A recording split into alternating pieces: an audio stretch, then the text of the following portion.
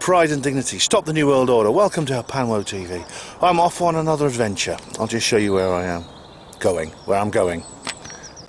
Yes, indeed. I was just going to tell you a bit about where I'm going and what I'm doing. I'm speaking again, Truth Seekers North East. I know you guys are all gathering to come and see me. I know there's a bit of a queue outside the door, so take your seats, ladies and gentlemen, because you know, I can see a few of you already, just sort of out there waiting to see me. Hi everyone, thanks for coming. Yeah, this is going to be the Walkerville Community Centre, Pinewood Close, off Appletree Gardens, Walkerville, Newcastle-upon-Tyne, NE6 4SZ. It is Saturday the 6th of April. It is 1 PM. I'm going to be here till 4 PM. And if you come on in, you'll find it's only £5. My lecture is entitled Skeptics. Who are they? Why are they wrong? And why does it matter? Ben Emlyn-Jones asks some searching questions about those who challenge, those who challenge. All people who look into paranormal, alternative or conspiratorial matters will at some point come across the skeptics. People who dismiss and deny everything that has been discovered. What's that? Oh God. Do you think I should answer it? Could be anyone, couldn't it? I'm not sure if it's a good idea. Right. Hello? Is anyone there? Hello? Answer me. Hello, Ben. Do you know who I am? That's right. It's Charles. Charles? I'm in your audience, mate. Oh my God, who are you? I told you, you would never see me coming. And here I am. No, not there. No, not him. Oh God. Or her. But you can feel my psychic powers, can't you? Burning into your skull. Yeah. I want a word with you, son. You have been making some very nasty videos about me. I'm sorry. I really am. If you want to be like me, I'm bald like you you. have to up your game. That dress. I would never wear that dress. I wear silk. Luxurious. Purple. Silk. Got it? Yes. Yes, sir. Right, Charles. That sink. It's wrong. I have a dishwasher. Of course you do.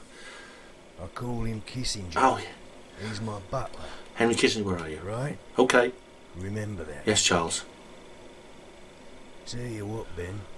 You're in the wrong gig, mate. You should have gone to the Sage in Gateshead. That's a real disguised flying saucer. Is it? Mr. Trick there. Yeah, it looks a bit like that, I suppose. So you get on with your little talk now. And all you people in the audience know that Charles is watching all of you. Don't make Charles angry. Understand? I understand, Charles. Charles out. Oh my God, that was on speakerphone, wasn't it? You heard all that. Oh God, right. Anyway, I better get on with the talk. It's about 6:15 in the morning. I'm here on Magdalen Bridge, Oxford. There's Magdalen Tower there, and there's the Hazel and Greyhound Meadow, familiar for people who like my St Helena videos. I'm going back to Truth Seekers North East. It's still it's not quite light yet. Looks a bit cloudy and grey. It's pretty cold for the time of year.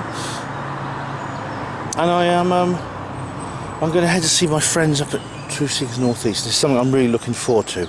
I've got my bag of books, as you can see, and I'm going to just extend the handle there so I can pull them along on the wheels. That's actually, it's really nice to be able to do that, actually. It really is, I must say.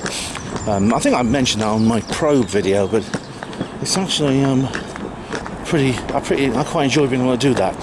And we're heading towards the city centre to get my coach. I have got to get the X5 coach.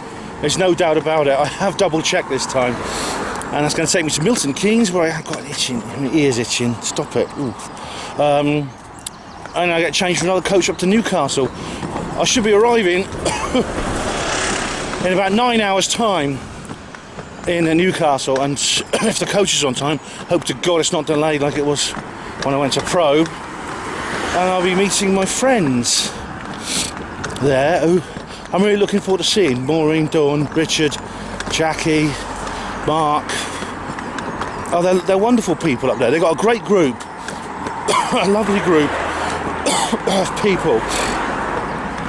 Really nice. I've got a bit of an update actually on my last tour, because I went on, if you remember, I went on tour up there a few months ago. Jean Skinner has sadly died. Jean Skinner, you remember, I did an interview with her, an old lady who's a manifestation medium, and sadly she's passed away.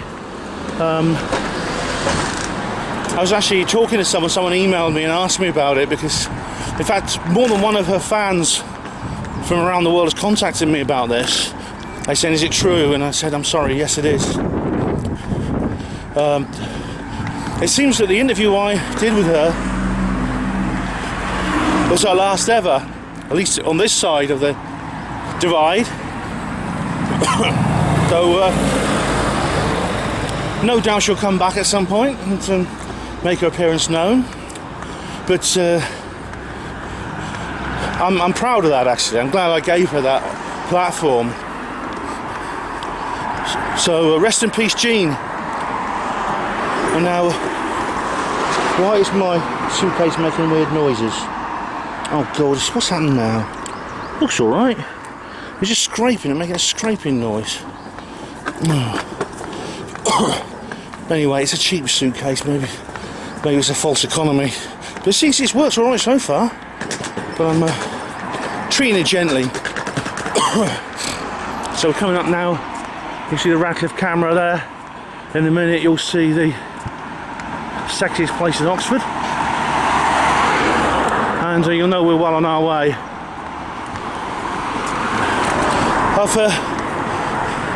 I'm pleased to say I've got another bit of good news actually.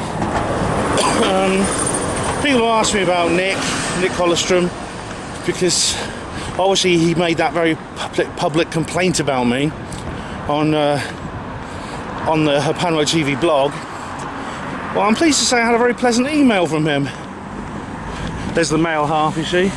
I had a very pleasant email from him. I've seen him several times, and things appear to be settling down. I mean, the issue's not been resolved, meaning I haven't backed down to him. I still maintain the stance I made. However, very often something goes past and these things become less relevant. Oh, it's going to do me good to get away, actually. I think I need to get away, because I think maybe the Brexit situation has been getting me down too much. I mean, I did the video last night, where you can see the stress it has caused me. And of course, the reason, and as I explained in the video, the reason it's caused me so much stress is really because of my relationship with my dad, really. So I think that's the main reason, I think. I'll probably soften the way, innit? So it do me good to get away and maybe not think about it for a few days. Of course, it's going to be in the news. I mean, there was the last thing I saw, one of the last things I looked at before I went to bed. Oh, I had to do a radio show, but I saw that the bill that I talked about, this rather worrying new update, has been passed by the House of Commons by just one vote. That is that close. How much difference it will make, I don't know. But this is the bill which commits the government not to leave without a deal, not to agree to leave without a deal. Like I say, whether it's their choice or not, I don't know. But that could be a tripwire for much more dangerous and decisive pieces of legislation relating to the cancellation of Brexit, which I do think they're still trying to do. And and I need to be able to get away from that. I think I need to be able not to think about it, maybe not think about it for a while. There's nothing I can do at the moment. It's actually, I do feel, I mean, I think a lot of people feel helpless with this, because the decision has been made by these people, these awful people, and just compare those politicians to those wonderful people I met on Friday in London. Those wonderful, those brave and decent people. This phrase came to me. I think it might be an adaptation on some quote, but someone actually asked me why this is happening, and I said that Britain is a nation of lions, but we're ruled by snakes and sheep. And I thought I was quite witty. So now we just got to wait and see what happens. Just hope. I mean, either way, like, it's, as I said, the New World Order's in trouble. I'll say more about that on a future video. Anyway, I was on Project Camelot last night. I was on that show. It was very, very good. I do like Project Camelot. It's great and nice to be on it. I've been following it for a long time. It's the third time I've been on the show, and I really like it. Kerry Cassidy's a very good interviewer. We talked about some very interesting things. Conversation flowed very, very easily. And it was a rich conversation, lots of interesting information and concepts. But I went to bed. I slept pretty well, actually. Remember, I hardly slept the night before Pro. I had to get up even earlier. I had to get up like about 5:15 instead of 5:30. But I slept not as long as I'd like to, but pretty well. So I feel quite fresh now. Good old hospital portering early shift. I'm now going up Queen's Lane, and pretty soon I'll be in the heart of Oxford, in the city centre, and I've got to get to the coach station. So talk to you again soon. Right, I am back on the Truth Seekers North East bench, but the last time you saw this scene, there was green leaves on these trees, and now they're bare and chilly, and there's some buds on them. But I'll tell you what, it's bitterly cold this morning. There's a temperature sign outside the coachway, said 4.4 degrees. It's early April. It's really cold. I'm sitting here on the Truth Seekers North East bench at Milton Keynes. I'll be brief, because I've got to catch a coach again in about 20 minutes, and you know I like to be early for things. But God, I'm chilly, I'm shivering. Remember how warm it was just a few days ago in London, when I went to London? Do you remember the warmth? And I feel it now. Anyway, I remembered my case. I was a bit paranoid that I'm going to forget my case, which is in the actual luggage locker of the coach. I can't take it on board in the cabin, so I put it in the luggage locker. I always think I'm going to walk off and forget it, but I always have a little mnemonic of some kind. Usually I hold my toothbrush in my hand or something like that, just to remind myself that I've got to remember my case. Anyway, I've got a good book to read. I should just tell you about the book I'm reading on this journey. Long coach journey. It's about the only time I get to read these days. It's Judgment Day, My Years with Ayn Rand by Nathaniel Branden. You just see, that's him there. You can just see Ayn Rand. There's a ghostly figure behind him. You know, it's like, it's quite difficult to get hold of a copy of this, actually. I don't think it's in print now. This is an old copy from 1989. If you remember, the last time I went to Truth Seekers North East, actually, I was reading The Passion of Ayn Rand by Barbara Brandon. Do you remember that? And so I thought, well, I've got to read the other side of the story, because I don't feel familiar with the story. I don't have time to tell it now, but basically the Brandons were students of Ayn Rand, and there was a very turbulent and pretty horrific falling out between them. And I thought, I've read Barbara's side of the story, now I should read Nathaniel's as well, so that's what I'm doing. Of course, both books were published a few years after.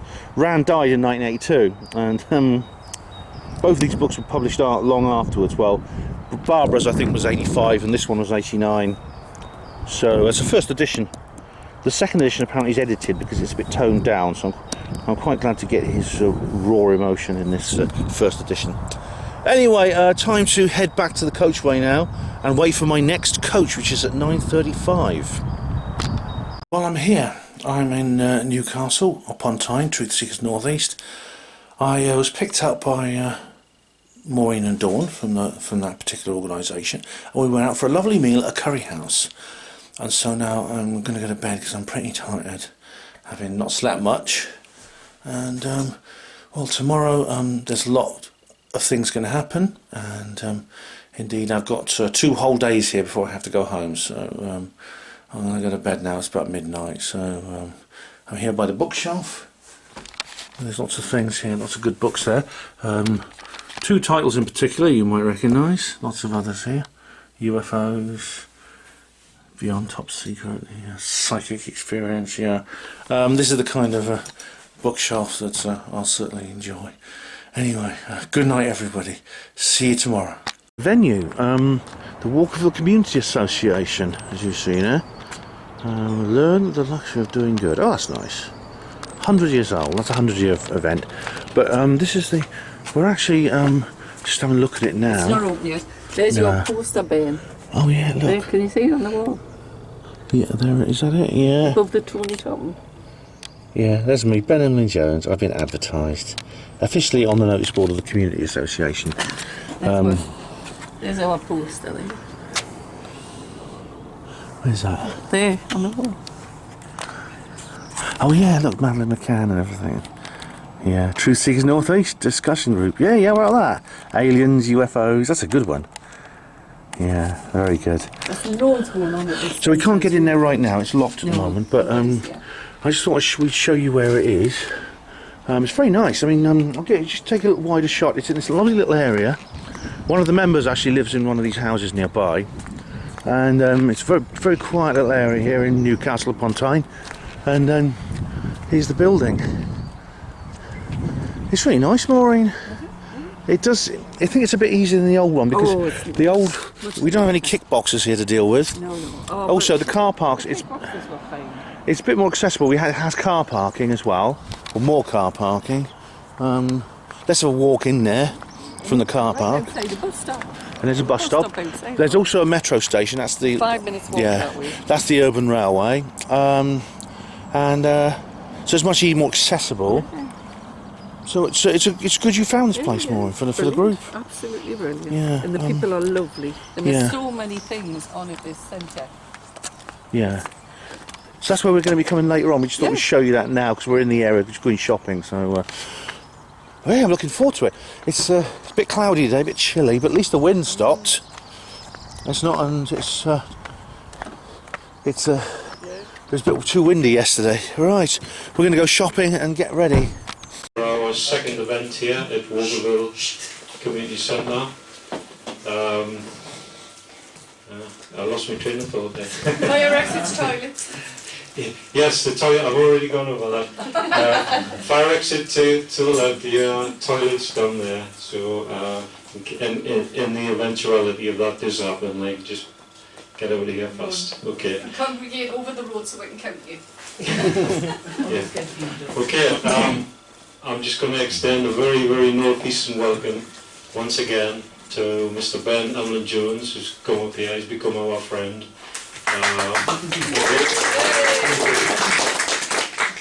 On behalf of Truth Seekers North East, and I'd like to welcome also these people here, just recruited from Richard's talk last night. Thanks for coming. Thank you. Okay, so I'm just going to hand it over to Ben and let him do the rest because I'm not really much of a talk. Oh, it's all right. It's a screensaver. There we are. I thought we would do that every so often. Thanks, Dave. Thank you very much, everyone, and thanks for coming, all of you. And for those of you who joined the group after the brilliant presentation by Richard D. Hall last night, which is really, really good. I'm just checking if you can see me. That's the people at home. That's it. That's better. Yeah, so thanks to all of you, and all of you at home watching on Panmo TV, thank you very much as well. And I'm just doing a sound test. I'm not sure if this is necessary. No, you don't need that. Can you hear me okay like this? Yes. It's a small room, isn't it? Yeah. Thanks, Dave, but I think it'll be alright. We'll be alright without that. There's another good thing about this room here. It's a nice new venue. I've not been here before, which is really, really great. Now this, my name is Ben Emlyn-Jones, and how many of you have been here to see my talks before on other subjects? I think most of you, I recognise most faces. For those of you who are not familiar with me, I am an ex-hospital porter in the National Health Service, and I have set up my website, HAPANWO. That stands for Hospital Porters Against the New World Order. And that there is the symbol there, that's the symbol of the organisation, and I say organisation, I'm the only member. There's the website underneath, so it's hapanwo.blogspot.com, and there's a large number of other websites joining that, including my YouTube channel, my radio shows, and some of my fictional work, which is available for free. Others you have to pay for, which I'll tell you more about at the end. But I'm basically a person who, over the course of my life, has come to realise that a lot of the strangest and most marginalised ideas in society are actually some of the most important of all. And I think gaining an understanding and addressing these issues has become a necessity. Everyone's going to have to do it at some point, so we are blazing the trails here for those who will come after us, hopefully, if they listen to us and stop laughing at us. So just check that out for any more information you have about me, including some videos of when I was here before. Now, the subject I'm going to talk about this evening, the title of this lecture, is Skeptics. Who are they? Why are they wrong? And why does it matter? Now, this is what I'm going to tell you and talk to you about this afternoon, is a shorter version of a much longer talk, which is available on my YouTube channel, Ben the J.R. Porter, HAPANWO TV. The full studio length version of this talk is 4 hours 32 minutes, which is far too long to ever do live, but I've done it in the studio, but so you really would be dropping off by the end of that, I'm sure, if I ever did that here. This is a condensed version of that, but there is a longer, more detailed version of this talk. It's called Skeptics 2018. It's on my YouTube channel. So you may wonder, well, why do you want to know about skeptics? Why are we, Truth Seekers North East, talking about skeptics? We all know what skeptics are. We've all encountered them. A skeptic is someone that I think everyone in our position, I'm presuming all of you, have some kind of acceptance of the reality of the paranormal, UFOs, what is generally known as conspiracy theories. Some of you have some kind of idea about that. Everyone disbelieves in all those things? No one disbelieves in any of those things? No. I did this talk at High Wycombe. A skeptic actually turned up from High Wycombe Skeptics in a pub. It was quite amusing. He was a nice chap, actually. He enjoyed my talk. A skeptic is someone who always comes into your life when you express opinions on these subjects. And the skeptic will catch you in the corner and they'll basically say, it's not true. These ideas you have. UFOs, paranormal, conspiracy theories. None of it is true. It's all false. Now, these people could be almost anyone. It could be just someone you just met, a stranger you've just been talking to, happened to have got talking to. It could be someone closer, a friend, colleague at work. It could be a member of your family. It could even be your partner. And this has certainly happened to me, and it doesn't bother me. I have skeptic friends, as the saying goes, and I mean that genuinely. That you don't have to dislike a skeptic. It's just I often wonder what makes them tick. I wonder what is it that makes a skeptic a skeptic. I get inside their head and see what's in there. Although you never know what you might find. It'd be good to become a skeptic for a day, actually, just to see what it feels like. Although I might not want to come back. And then you'd lose all faith in me, wouldn't you? But so that is basically what a skeptic is. Now, from our position, and I'm going to go through some of the definitions from their point of view and from ours of what a skeptic is, and again, why are they wrong, and why does it matter? I'm saying from the outset they are wrong.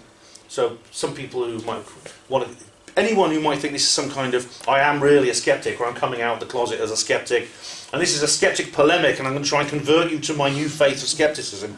You're completely mistaken. That's not what this is about.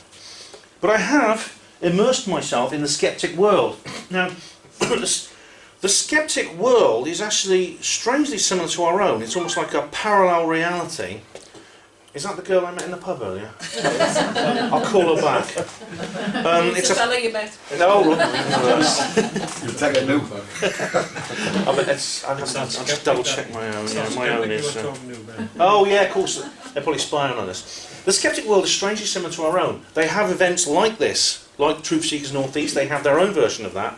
They have conferences like a Probe and like Awakening. They have big mainstream, self-organised, big-time speakers like the equivalent of Richard D. Hall. And they have books like the ones I've written and many other people, ufologists and paranormal researchers have written. They have their own equivalents of that, and indeed films, documentaries, and similar. So it's like a kind of, almost like an inverted world of ourselves. It's like going through the mirror and seeing everything back to front, but still the same. So I have actually got involved. I've done what very, very few people on our side of the divide actually do, which is get involved in their world. Go in there and see what it's like. Meet them on their own terms, on their own turf. And it is interesting. I've actually been to several of their events, and there are a whole network of regular meetups and groups called Skeptics in the Pub. The Skeptic in the Pub phenomenon began in the 1990s and has expanded, and there's over 100 Skeptics in the Pub groups all over the world, including many. In every large town in Britain there is a Skeptics in a Pub. There is a Newcastle-upon-Tyne Skeptics in the Pub, if you ever want to go to it. Now, you may think, no, never, but it's actually very interesting. You don't have to tell them who you are, you just have to turn up. If you do tell them who you are, they won't automatically turn against you. They say non-skeptics are welcome. All they ask is you behave well. That's all they ask of you. So I've done that. I've been to a skeptic conference called the TAM London, the amazing meeting in London. That was at the Hilton Metropole Hotel. Very grand it was too. It wasn't cheap. I could only afford to go for one day. And you see that there is a skeptic conference. See how many there are there. The skeptic conferences are bigger than the ones that we have. They're even bigger than the ones that we have. And I've read skeptic books. That's Paranormality, Why We See What Isn't There by Professor Richard Wiseman. I read that book. I actually reviewed it on Hapanwo. And I remember that for my own review was actually higher in the Google rankings than the publisher's own page for the books, which I thought was very, very amusing. Bad Science by Ben Goldacre. I've read that as well and reviewed it. And this is An Honest Liar is actually a biopic. It's a documentary about the life of James Randi, who's one of the world's principal skeptics, and I'll be saying more about him later. Again, I've watched that documentary. I went to a screening of it actually. It wasn't at the cinema. It was at a hired room, but it was basically like a premiere, and I went along to that. This here is a picture taken in a Skeptics in the Pub hall. I don't know which one it is, but there are 4 of these in London. There's one in Oxford, which I'm a member of. It's not what I say member. You just sign up for their mailing lists, and that makes you kind of on there, puts you on their kind of board. But a Skeptics in the Pub group will often hire a room above a pub, for example, a little hire room, and then they will gather every so often. Usually they'll invite a speaker to come along. These are all self-organised independent groups. The Skeptics in a Pub, it's not a franchise as such. It's you can call yourself a skeptic in a pub just by saying you're a skeptics and you're meeting in a pub. That's all you need to do, and you can use the franchise. They're friendly. They're informal. You just have to buy a couple of drinks and sit and listen. A bit like what you're doing to me now. And again, it is worth doing. It's an experience to go along to one of these, and I attend them regularly. So, they've actually got to know me in the Greenwich one in London. I go not every month. They meet once a month, but I'm regular enough for them to actually know me now, and they know who I am, and they have no objection to me attending, none at all. So, what is a skeptic? It's one of these things you can picture them in your mind. You have a qualitative, imaginary shape of what a skeptic is. When you try to put it into words, it's not always easy. And the reason it's not easy is because their definition of themselves is very different to how I would see them. And I would actually say that they've made a mistake. Now, but anyway, let's hear what they have to say for themselves. This is a definition from Oxford Skeptics in the Pub, which I lifted from their website. It's an organisation of which I'm a member.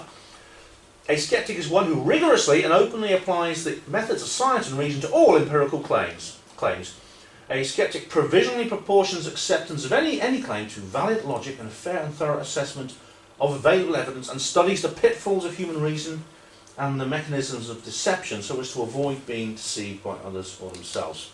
That's how skeptics, that's how they define themselves. But I'm going to argue tonight, ladies and gentlemen, this is not a description of what a skeptic is. This is a slogan. This is a persona. This is how they see themselves. And I think they see themselves wrongly. So, I'm going to begin with, I mean, this is something that really I could include in other segments of this talk, but I'm going to begin with it separately because I think it's so important. That's it. Because what motivates them? What motivates them? And I think this is one of the most important things. Now, this is an image of somebody actually going up like a staircase into the sky, into heaven. I got this from a Muslim website, actually. It's the traditional Judeo-Christian Abrahamic religion of heaven. But it could also apply to descriptions of near-death experiences and things like this. Now, the study of psychical research, near-death experiences, and things like that, has an interesting conclusion. And that is that when we die, it's not the end of our existence. It's not the end. We actually continue in another form, possibly eternally, in different kind of lives in different kind of places. So death is not the end, basically. Now, I think one of the most important positions for the skeptic and the atheo-skeptic, that is the, I'll say more about the atheo-skeptic later, but one of their most important core beliefs, in fact I think is absolutely an essential foundation of their worldview, is that this is not true. That when you die, that's it. It's the end of your existence. To put it in philosophical terms, they're materialistic monists. They believe there's nothing in the universe except matter. So things that appear to be immaterial, such as consciousness, human consciousness, is a product of matter, which means your brain is a kind of computer, a much more sophisticated version of that one, which generates everything that is you, your experiences, your perceptions, your memories, and indeed your sense of being, your self-awareness. That means that when you die, when your brain shuts down, and eventually it decomposes, like all living matter, like all living things, you cease to function the same way that computer will one day when it packs up, or if someone took a hammer to it. Now, the interesting way of looking at it from their point of view is, if that's what they think and that's what they believe, why do so many people disagree with them? People like myself. Why do we disagree with skeptics on this? And the answer you'll get from the skeptics is very interesting. And there's a good book actually called The Myth of the Afterlife, which is actually an anthology of articles written by various people, including some of the people I'm going to talk about this evening, which it goes along with this idea, explains why there is no afterlife and the reasons why people think there are, where psychical research has gone wrong, and why we think otherwise. The skeptic will say, and this is in this book, it's worth reading, it's interesting reading. I think it unsuccessfully debunks the idea of the afterlife, but it's worth reading. The idea of the afterlife is essentially a way of getting over the price we pay for self-awareness. That is, an awareness of the future and an awareness of our own demise. That is, that we can look to the future to see this moment when we cease to exist. And that's so unbearable that we have evolved a psychological safety net. It's a cultural meme that hey there, hello, thanks for coming. That it basically encompasses all people. And because of these natural innate fears that arise out of this inevitable circumstance of our being, everybody has it, or most people have it. And so what they're saying is that the whole idea that there is any form of afterlife is just wishful thinking. That's all. I'm going to argue, ladies and gentlemen, that idea of wishful thinking cuts both ways. I suspect it's actually wishful thinking to believe there is no afterlife. And this is, I think, because of another innate psychological need that we have, and that is social status. All of us have an awareness of, for instance, sexual market value, our position within society of others. And the feeling that we are better than other people that we see around us is something that does give us a bit of a warming glow. Most people, I think, get a kind of warm glow if they feel they're better than other people around them. That, again, is something innate, is an innate part of our psychology. And the skeptics, I think the skeptics feed that part of their psychology from this idea, because if you believe that the life after death is just wishful thinking, why don't you, Mr. Skeptic or Mrs. Skeptic, believe in it? And the answer has to be, because I'm superior to the people who do. I don't, this is what the skeptics would say now, I don't need this mental crutch to get through my life. I don't need to wrap myself in this cotton wool blanket to get out of my bed and go about my day every day. I can live my life bravely in fulfillment in the knowledge that I'm going to die. And I am not scared. You are, you quivering believers, but I'm not. And I think that wishful thinking is so powerful that it leads, for example, Richard Dawkins, who I'm going to talk about later, he actually said it's a nobility to believe there is no afterlife, to live your life knowing it's the only life you're going to get. You get your your 3 score years and 10, and then it's curtains forever. Richard Dawkins says it's a nobility to believe that. Well, don't you want to be noble, or would you want to be a serf? And I think this drive towards wishful thinking from the skeptic point of view is so powerful that they will deny evidence that there is such a thing as an afterlife. They'll look at psychical research and they'll misjudge it because they don't want to believe it's true for that reason. I call this MBA, Materialist Bravery Award. I've actually made little badges and medals and sent them off to some of the people I'm going to talk about today. Susan Blackmore actually thanked me for it. It's really great. So that's one of the key points, I think, which is what makes them tick. Now, the ultimate achievement in the skeptic world, what's their equivalent of David Icke?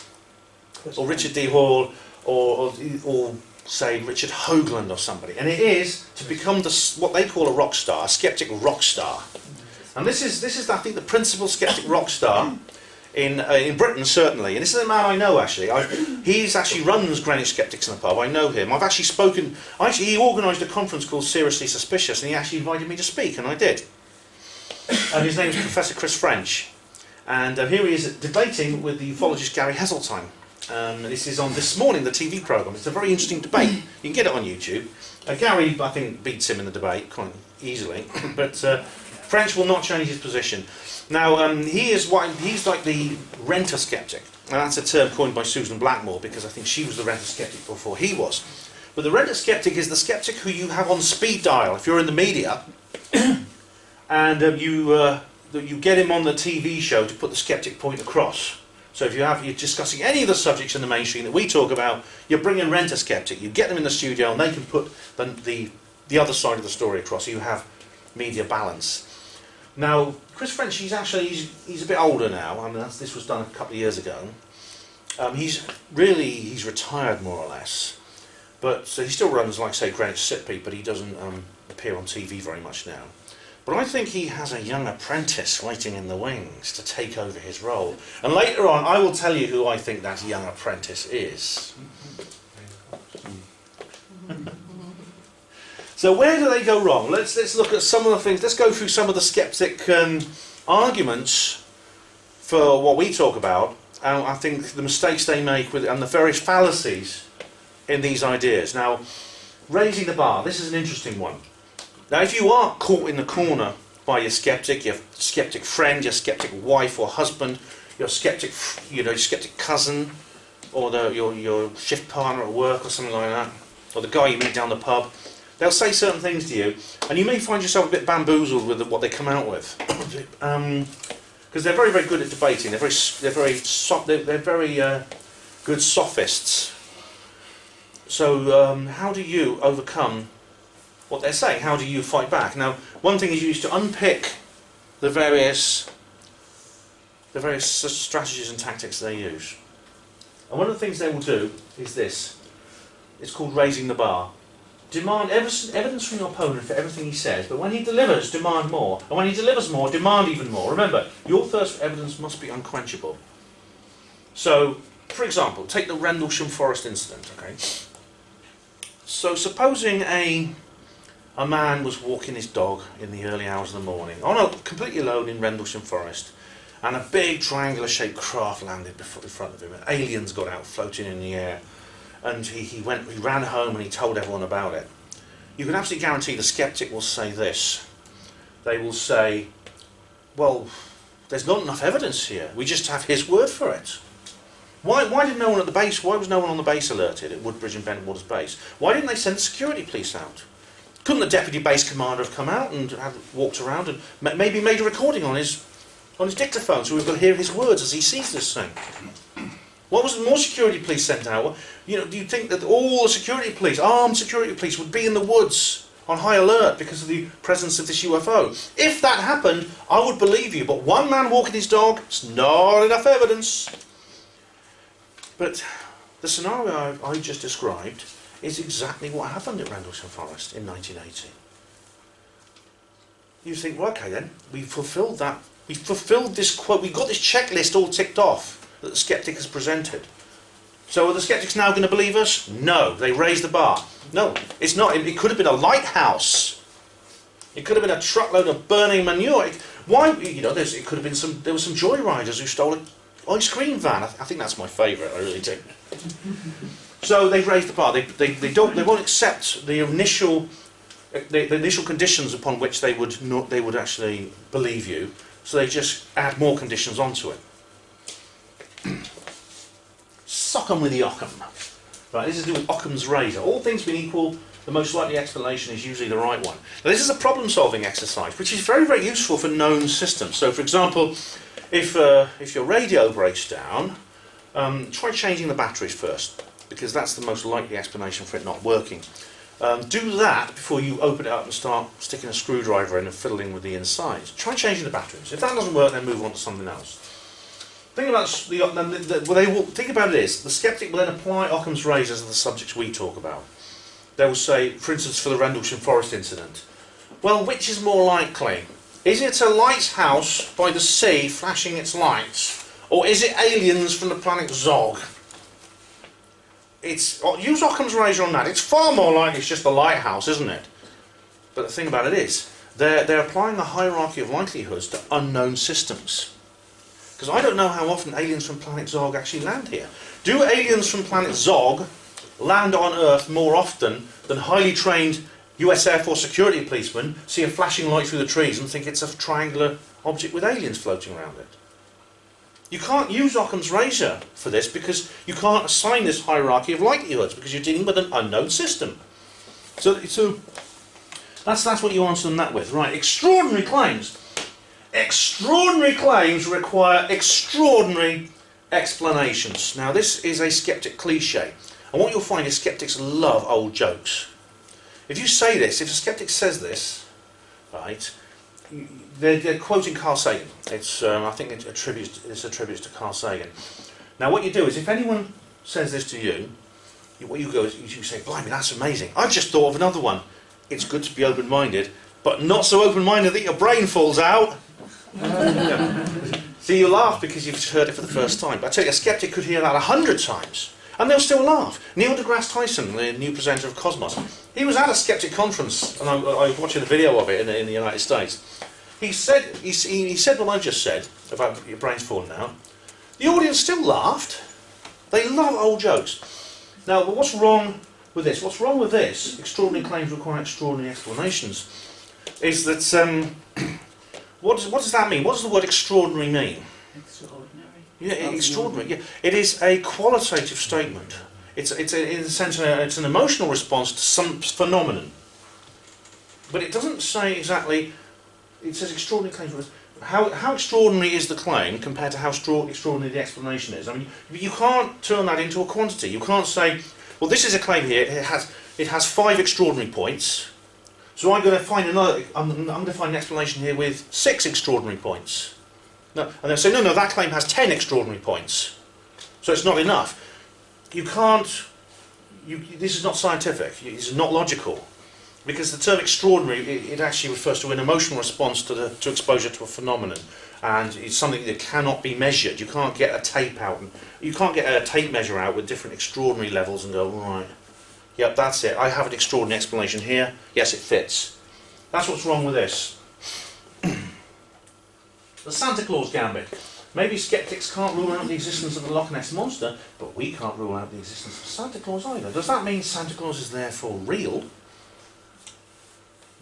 Now that is actually a slight variation on the next one, which is the burden of evidence. Skeptics are not making claims. The onus is on the believer to provide evidence that their claim is true, not on the skeptic for proving that it is not. The onus. The onus.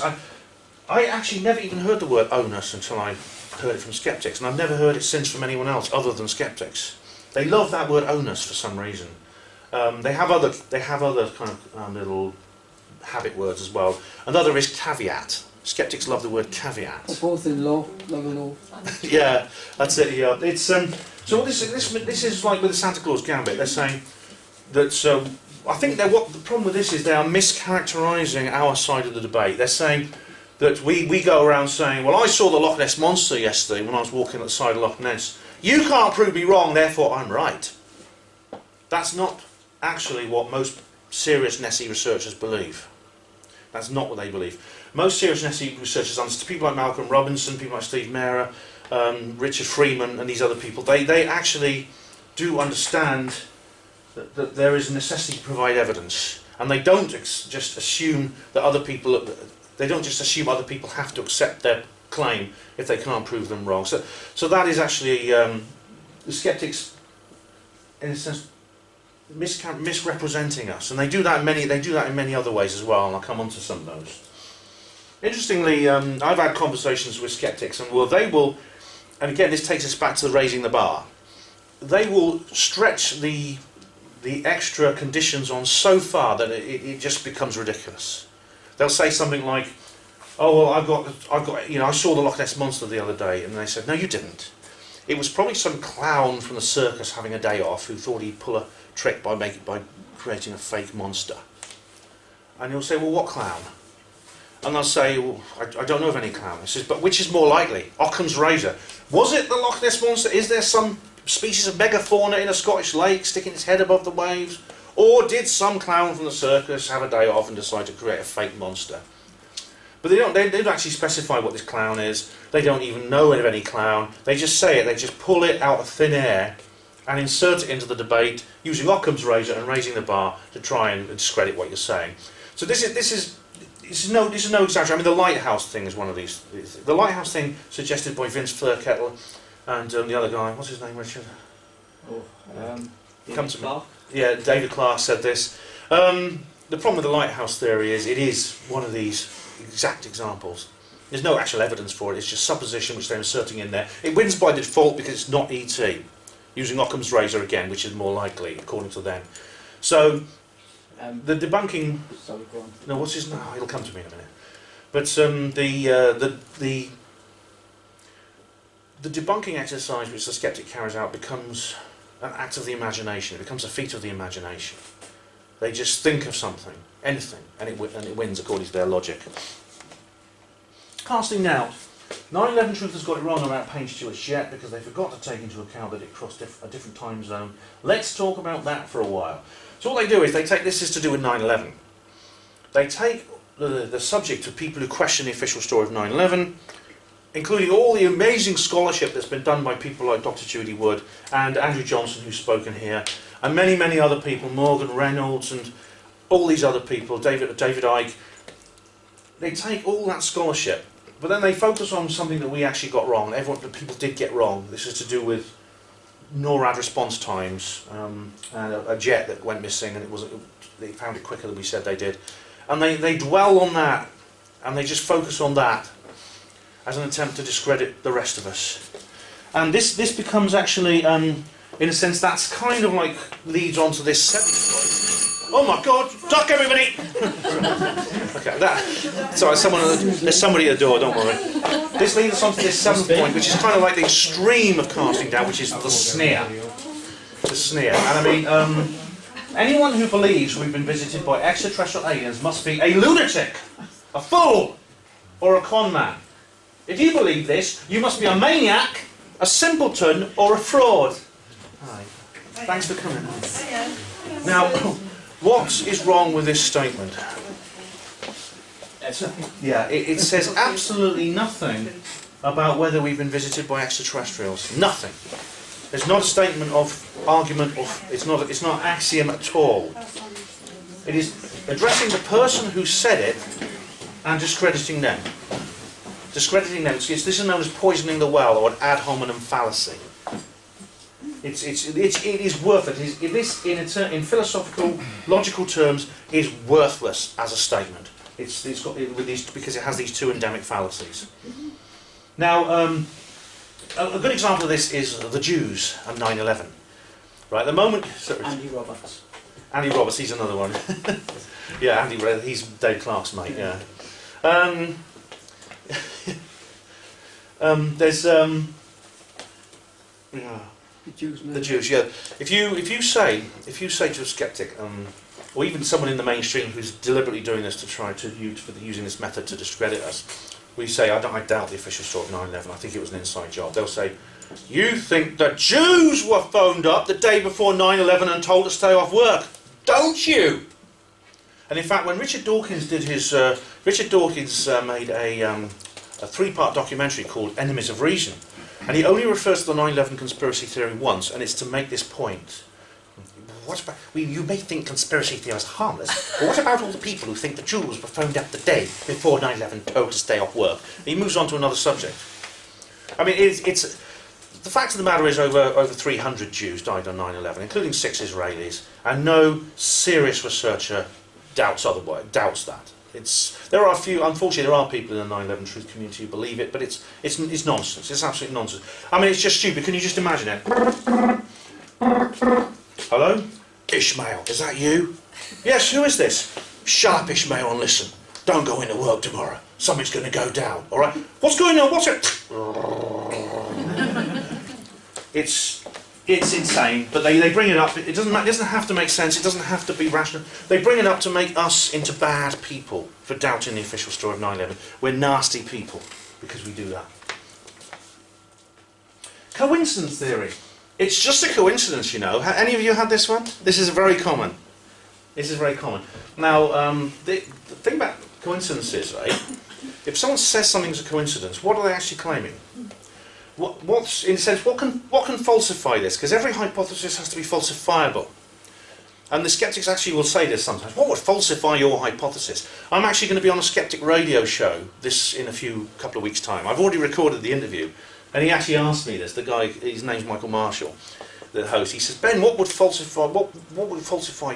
make you change your mind about this? And I gave him a list of things to do with UFOs, and he said, that's it. But what would falsify this coincidence theory when the skeptic says it's just a coincidence? Because there's nothing in this universe that is physically possible that you can simply say that can never happen. It's too unlikely to happen. And so whenever Dr. Paul Rogers, I think you were there, Richard, in 2011 in Bath, weren't you? Yeah. That's Dr. Paul Rogers. I had this debate with him because he said he tried to lay this on me, and I said, well, where's the statistical ceiling? Where's the cut-off point? Because they have never agreed one. And until you agree that, this is just a get-out-of-jail-free card. This is just something you can drop into the debate, and it just nukes everything anyone says. For example, if I said to Dr. Rogers was, okay then, supposing you knew someone who won the national lottery 5 weeks in a row. And he said, would you accept that as coincidence? And he says, of course not. That's far too unlikely to happen. Because it's 13 million to 1 by the power of 5. That is an incalculably impossible odds of winning the lottery 5 weeks in a row. And I says, okay, well, where's your cut-off point? Above which statistical ceiling will you stop saying things are coincidences? And he had never thought about it. Because we have to agree. They mutter things about p-values and Bayesian analysis and things like this. But they do not. There's never been like a conference of thinkers who actually ever pondered this possibility within the skeptic movement, or indeed anywhere. At what point do you just say, okay, that's too unlikely to be real, and I'll stop calling it a coincidence? Because until you do, you can just say anything's a coincidence. And this applies for things such as the face on Mars, which Richard was talking about last night. He actually quoted a statistic, 1 billion to 1, that these things in Cydonia are actually natural. Well, the skeptics will say it's a coincidence. Because 1 billion to 1, it's very unlikely, but it's physically possible, so therefore it could happen. That's what's wrong with this, a coincidence theory. Rational explanations. I'm sure there's a rational explanation for this. Have you heard that? Yeah, I mean, there's people on our side who do this. This is one of the habit words that Steve Mera often comes out with. And when I was interviewing him on my show, I did bring this up. But now, a rational explanation. When a skeptic says this, what are they saying? There's a rational explanation. Now, Can they actually tell us what that rational explanation would be? well, it's the word itself. It's the adjective, rational. Now, the adjective rational can never be applied to a conclusion, only to a method. Only methods can be rational, because so for example, for Rendlesham Forest, if you look into it rationally and use logic and science, you find out there's a UFO. According to this, you'd have to go, I've just thought of an irrational explanation for this, and it's a UFO. I've used rationality and logic to get there, but my conclusion is, my explanation is irrational. So rationalism, it's simply a piece of propaganda, it's a piece of rhetoric. It means something that skeptics believe in. When they say it's a rational explanation, they mean something that skeptics believe in. And because of point one, their definition of themselves, therefore it's rational. So this again is a meaningless sentence. So where do these skeptics come from? They can't come from nowhere, but they're everywhere, aren't they? I mean, the number of, as I said, I showed you a picture of a skeptic conference earlier on. I went to one in London which had far more people than I've ever seen at any, except perhaps the big American UFO conferences. Skeptics in bondage. As someone said, Richard just said skeptics in bondage, yeah. Now, this is Harry Houdini. Now, he's one of the most important figures in the emergence of the modern skeptic movement. Now, the skeptic ideas, what we call skeptic ideas, actually go right back through history. They emerge in India in the first millennium BC. You can find them in the Roman Empire, in ancient Greece, and many other places like that, in the Middle Ages, in the Enlightenment. Now, this chap was an escapologist. Now, he was a chap whose performance was to be locked up in things and to escape from them. And you see him wrapped up in chains with padlocks. And he boasted, "You wrap me up in anything, you lock me up in something, and I will escape from it." And he did. He was at one point locked in a milk churn, which is filled with water, which is quite dangerous. This is why he became so famous, because there was this daring element to him. They locked him in a police cell, in jail, in prison cells. Even inside a dead whale once he was actually in prison, but he managed to get out. Now, he became an arch skeptic. He saw psychic mediums and people like that using what he believed were fraudulent methods. In other words, they were using the same techniques that he was using as a conjurer, as a magician, and they were profiting from it, and they were pretending to be real, and he saw that as immoral. So he went on a crusade against them. He actually offered a cash prize for any of them that could prove, any medium that could prove that they were a psychic medium under laboratory conditions. And that inspired another skeptic in the modern world I'm going to talk about later. He died in 1926, on Halloween night, 1926. And he actually got into a fight with someone and was punched in the stomach and developed an injury which killed him. But funny thing is, like he encouraged his wife Bess and all his other friends to go to seances and try and contact him again afterwards. And he left a coded message with his wife saying, "If this is me, I will come through and I'll give you this coded message." And only the two of them knew it. Now, according to, if you go to the Skeptics now, even go to his Wikipedia page, you will learn that never happened. Even though every Halloween night his fans carry out a memorial seance in the Knickerbocker Hotel, New York City, to Harry Houdini. They still do that today. But someone actually bought me a book once. It was the Reader's Digest book of the paranormal from 1983. And they always say, look at old books because you get information, you don't get any new ones. According to that, Harry's wife, Bess, did go to a seance once, or go to a medium, and Harry came through and gave the coded message. But that has been buried by history, according to this book. There are many skeptic organisations. In the same way you have Truth Seekers North East, skeptics have many, like I say, skeptics in the pub groups, but there are large national and international organisations. This is the biggest one. It's called the CSI, but it used to be called the CSICOP, usually shortened to CSICOP, the Committee for the Scientific Investigation of Claims of the Paranormal. And nearly all the people I'm going to talk about when I start talking about individual case studies have been a member of this organisation. This was founded in 1975 by Paul Kurtz, and I don't have time to tell you about him this evening, but he's a very, very interesting and rather sinister character. But they organise conferences, they publish this magazine every 2 months called Skeptical Inquirer. I used to actually subscribe to them as the Skeptic magazine, which was the British equivalent of this, which is edited by Chris French, who I talked about earlier.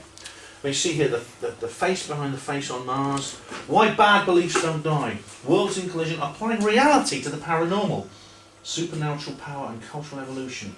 And it goes through several other subjects. So this is like Nexus magazine or one of these others, but from the skeptic point of view. So again, it's an industry, Skeptics. It's a multi-million-dollar industry. I think I've got about a quarter of an hour left before we have a break. Now we're going to go through a number of personal case studies. Do any of you, are you familiar with this guy? Do you recognise him? Randy. It is Randy, yes. This is the amazing Randy. Born Randall James Hamilton Swing in 1928 in Canada, in Toronto, Canada. Now, this is just under 2 years after Harry Houdini died. Now, I'm actually quite interested in reincarnation and things like that. And I can't help wondering if Harry might have thought about coming back and having another go. Because this guy is almost like the modern Houdini. He was born in... He's one of these guys who claims he was too clever for school, and he used to bunk off from school, and he used to play truant and go to the theatres of his city and watch the magicians at work, and he says, I want to be a magician. And so he became this magician, and eventually he became a skeptic, and he describes himself as the scourge of the paranormalists. He became like the rent-a-skeptic in the media. He'd appear on TV, he'd appear everywhere in newspapers, and he'd be up in a debate against anyone who believes in fairies or ghosts or unicorns and all these other things he goes on about. UFOs, it's all nonsense, conspiracy theories. He has James Randi, he has this organisation called the JREF, James Randi Educational Foundation. And he offers $1 million US for anyone who can prove in a scientific test that they have the real thing, that they are paranormal. That's it. $1 million there. All you have to do is turn up and prove you can do what you can do in a scientific test. Then all this is yours. And if you go to the website, it's superficially quite convincing because it appears to be legally watertight. It's all arranged with lawyers. All the conditions are worked out beforehand. And you can turn up and he'll give you write the cheque there and then if you can prove it. Do you think he would give it? Or? Well, that's an interesting point because he claims he would. He claims it is all above board, but it's not. I'll come on to that because that's very interesting. Now, if you ask him, and this often happens, they did this at TAM London. If you ask him whether anyone's even come close to winning this, he says no. It's a bit of kind of another of these skeptic cliches.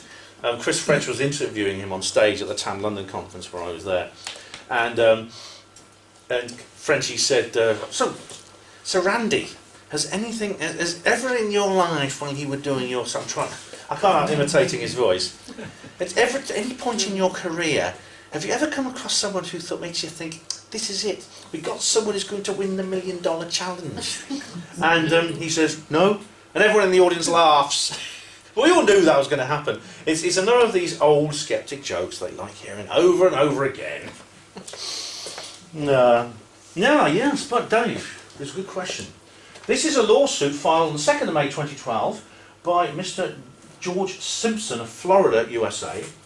And it says, now I actually have the, if you want to read all the court papers, I have it in PDF. On a portable drive, and I'll share it with you if you want. But George Simpson has filed a case against Randall James Hamilton Zwing, aka James Randi, DJ Grothy, president of the James Randi Educational Foundation, and fraud, misrepresentation, and breach of contract. And what happened was George Simpson here, and I've been to his website. It's very interesting. He actually applied for the $1 million challenge. And he's gone to court claiming that the JREF wrongfully terminated the process. So he believed it was all above board. Randy says it's all above board. All you have to do, just turn up, I'll be honest. Prove to me scientifically you can do what you do. Prove to me anything paranormal. And I will give you $1 million. Well, Simpson claims he did that. And the JRAF simply stopped returning his calls. They just broke off all communications with him, which is a wrongful termination of contract. So he's suing them. He sued them. Now what happened was, this was hardly ever mentioned in the Skeptic community. The CSI forum had a little thread on it, but they were basically just saying, oh, he's a nutter, forget about him. Very sympathetic to Randy, which again, it illustrates how lacking in introspective powers the Skeptics are, how they don't understand themselves. Now, I followed this on Simpson's website for a while, and then suddenly he stopped talking about it. And indeed, the CSI forum thread on this was closed and deleted. Nothing else was said by either party since then. That can only mean one thing. They settled out of court. Why? If Randy's so sure he's correct and his test is so watertight, why didn't he fight it? Why didn't he fight it and win it? Because that would have been great publicity for him. It'd be great propaganda for skeptics. But he didn't. And they just don't talk about it anymore. So it's not watertight, Dave. And you see, if you come close to winning, he'll just stop returning your emails. It's an exercise in lip service. Yeah. No. This is Randy here, and these two, that's Michael Edwards there, and Steve Shaw. Steve Shaw at the bottom is now known as Banachek, and he's a practicing stage magician. But these two young chaps were involved in what was known as Project Alpha.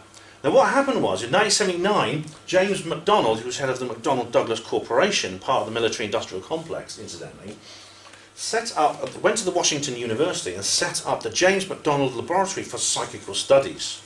He donated $500,000, which is a lot of money in those days, to the project, and he wanted basically to have a psychical research laboratory, and he called in the best parapsychologists he could think of to come to the university and take part in these laboratory experiments. And so when they called out for anyone who had like psychic abilities, the people they came across, the two people who applied, these guys, Shaw and Edwards, actually applied. Now they were schoolboys at that time. They were teenage schoolboys, and they knew a few tricks, and they used to do card tricks and things like that. They used to bend spoons like Uri Geller used to, and just to amuse their school friends. It wasn't for profit or anything. Now, this is where the Skeptic shop window comes in, and I've already said that they don't talk about when Randy was sued over the $1 Million Challenge, and they don't talk about this. Now, what happened was, these two guys are not psychic. They just use illusion, openly. And according to Randy and them, they infiltrated the Mac Labs, and they were passed as genuine, even though they were only using tricks. The Mac Labs people actually passed them as genuine, as really psychic, really telekinetic, and they had a big press conference, and there was a big drama. All the scientists were there. James McDonald was there. They called the world's media in, TV cameras and news cameras, and they announced to the world, we have something very important to tell the world. We have discovered real psychics that are scientifically provable as real psychics. Here they are. Ladies and gentlemen, I give to you Steve Shaw and Mike Edwards. Shaw and Edwards come onto the stage, and they smile with the light bulbs flashing, and the TV cameras ogling them, and they say, actually, we're not really psychic, we cheated. Shock horror, red faces all round, big, massive slap in the face with McDonald and everyone at Mac Labs. They've been fooled, and they announce it to the world. That's what Randy claims happens. That's actually not what happened. A guy called Michael Falborn has analysed this. First of all, Shaw and Edwards were dropped from the project in 1982. The actual press conference they talk about was in 1983, a year later, and it wasn't a Mac Labs press conference. It was Nature magazine. They just had one little segment on Mac Labs. Mac Labs never actually declared these two were the real thing. They made some positive ideas about, they said some positive things about them at first, but then they did suspect them of cheating, which is why they were dropped in 1982. So, Randy lies. There's a guy called Rupert Sheldrake. In the longer version of this talk, I play you his audio where he talks about his own encounters with Randy, and he says this man is a liar. James Randi is a deceiver. And that includes about his own achievements. I'm going to take a little break in about 5 minutes. But credit where credit is due. Now, this guy is Peter Popoff. Now, he is a Christian televangelist. Now, this is a uniquely American phenomenon. You get these pastors who who preach, like give sermons, and it's so popular they managed to fill entire football stadiums of thousands and thousands of people. It's a huge event, and this guy actually provided what he pretended was spiritual healing. And the funny thing about him is, he used to go on and say, "Jesus will heal you. The angels are coming down to heal you." He's got this big Southern Baptist voice, and people would turn up in wheelchairs and with sticks and with terminal cancer growing in them, and he would say something to you like, "Throw away your sticks, throw your bottle of pills onto the stage. You don't need any more. You've been healed." And the thing is, he seemed to know people's names. He knew everyone's names. He knew where they lived. He would address people by their name. And Randy got a bit suspicious. How does he know so much about the people that he's supposedly healing? He says he's getting it from messages from God, because he's like God is speaking through him. But it turns out that it's actually, you can't see it in this picture, it's actually on his other ear. He's got an earpiece, a radio earpiece in there, and it is actually covered by a flesh-coloured piece of plastic, so you can't really see it. And in 1986, this guy was doing a show at a massive theatre, and Randy sent in a guy with a radio scanner, and they picked up the transmissions. Now, yeah, and he was exposed as a fraud. And you could say, well, what's wrong with that? There are genuine frauds, and he's exposed one of them. Randy's exposed one of these frauds. So good job. The problem is that the skeptics actually, the skeptics have looked at this case and they developed a bit of hubris. And again, we come to why they're not really rational. Skeptics are actually very irrational people. This is psychic Sally Morgan. Have you heard of her? You might have gone to one of her shows. You see her on TV on the Living Channel, I believe. And she is a stage magician and medium. Not stage magician, medium. She's a psychic medium, a very popular one in the media. She turns up and she sells out theatres. She appears on TV shows and things like that. Now, a skeptic, see what happened was, the pop-off example, which was exposing a genuine fraud, was taken. The skeptics took that and run with it, because they accused Sally Morgan of pulling a pop-off. Grow up.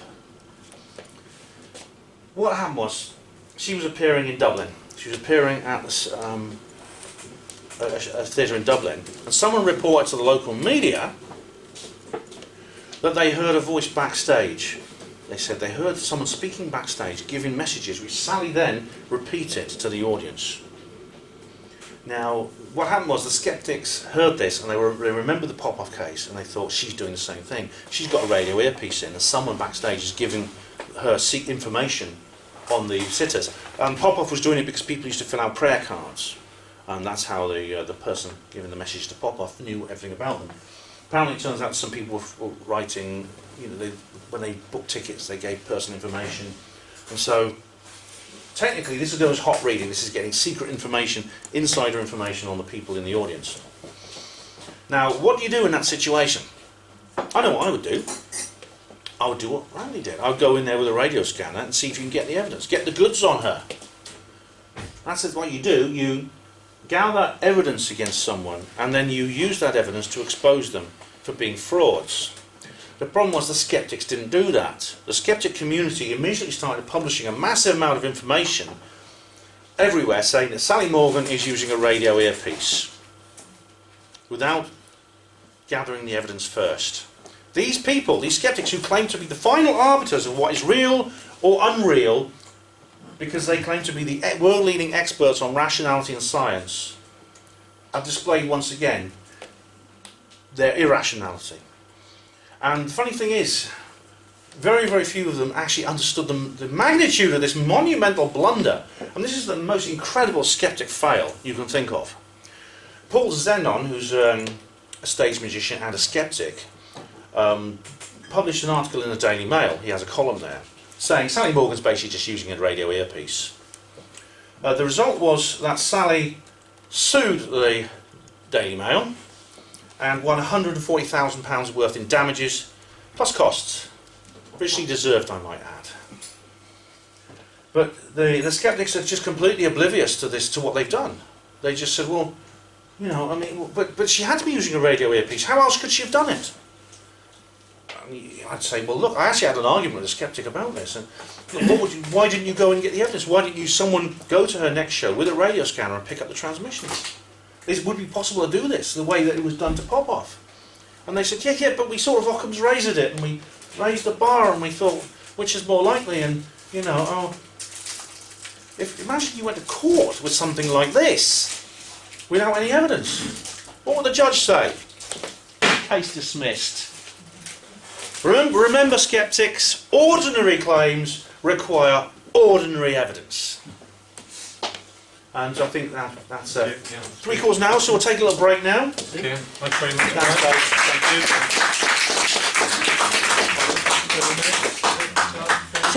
Can I just announce tea coffees? If you want tea coffee, if you want more raffle tickets. Take your places, ladies and gentlemen. We shall continue this exploration of the skeptosphere.